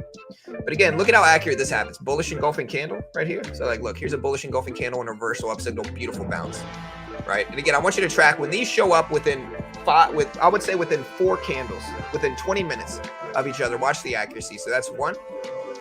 This one's not quite there, but it would have worked too. Look, here's another with multiple. Again, this one's right next to each other. Beautiful bounce. These are too far away. This is like 6 or 7 candles away from each other. So watch the accuracy when they show up within 4 candles. And it doesn't happen all the time. Look, here's another one. Beautiful bounce. Bullish engulfing candle, possible reversal up. Beautiful bounce. Look, same thing here. Within about 4 candles of each other. Beautiful bounce. Even this one probably bounced, but it's a little bit far apart, but that was a bounce too. Right. And again, you can go back and back test this yourself just to challenge it. Like, look, this is a little far apart, but it would have bounced too. Here's one within 2 or 3 candles. Beautiful bounce. Right. Here's another one right next to each other. Beautiful bounce. Again, back test it yourself. Powerful. Again, this is just a small piece too. I can also add like a ton of other stuff on this chart. So like if I want to pull up like anything else, right? I can use any time frame. You know, and again, when I pull this up, you can see I can put up shorter term signals, chart patterns. I can use a 1-hour chart, a 5-minute chart, just really useful, really powerful signals. And again, you can see bullish engulfing, reversal up, bounce. Same thing here. You can get buy or sell signals. I can put up smart money concepts. I can put up an hourly chart and look at all this stuff on an hourly time frame, a daily chart, a 1-minute time frame, and back test it that way. Again, they're just custom trading view signals and alerts. They can be powerful. Again, they can be powerful. If you want to check it out, look at the patterns that it's showing. Look at the trend that it's showing here. Incredibly useful. And again, it's called Chart Prime Trading View Indicator Service. You can check out the link. Oh wait, that's the wrong link. You can check out the link right here. Great way to help support your boy here in this channel. Check them out. I'll put the link up. They are a sponsor of mine. I'm incredibly biased because they pay me money, but I think they're powerful. And if you want to check them out, I'll put the link up. You can see for yourself. Again, I challenge you to back test it yourself. Again, I think you'll be surprised at how often it works. Again, I'll put the link up you can see it in the description. I'll put it up in the comment section as well.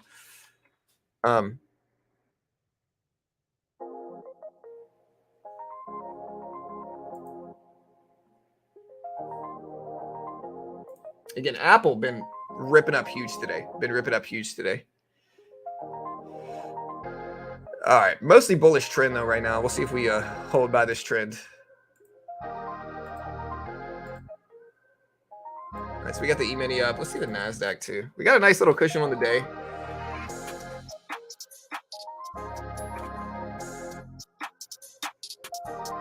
Apple's still surging up here. I think this will probably push up more. Apple is really what's dragging the market up more than anything else right now, I think.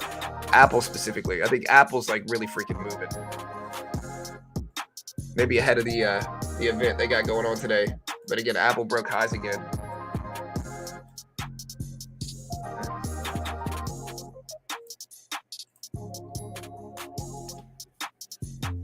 Nvidia's still popping up too. Apple almost up to 171s though.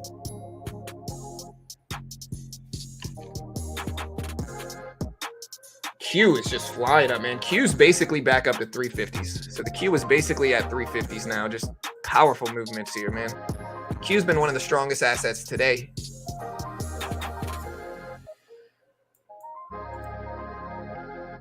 Again, it's pushing up too much for me to even buy here. It's up so much already. I don't even know what to do right now.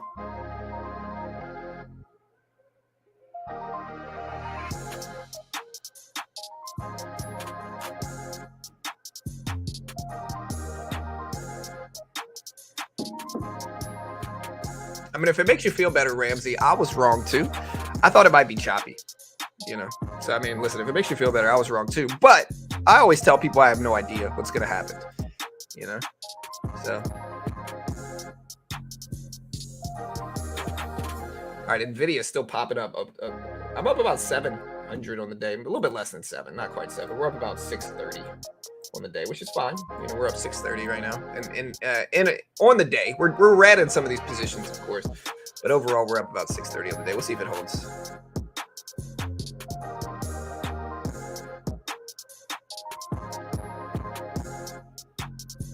Again, I've been pretty flat today too. I just don't see anything that I like enough.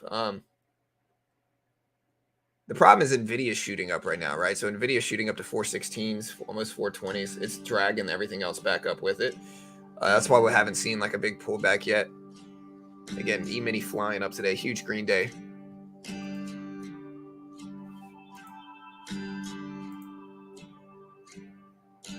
Don't catch a falling knife. Yeah.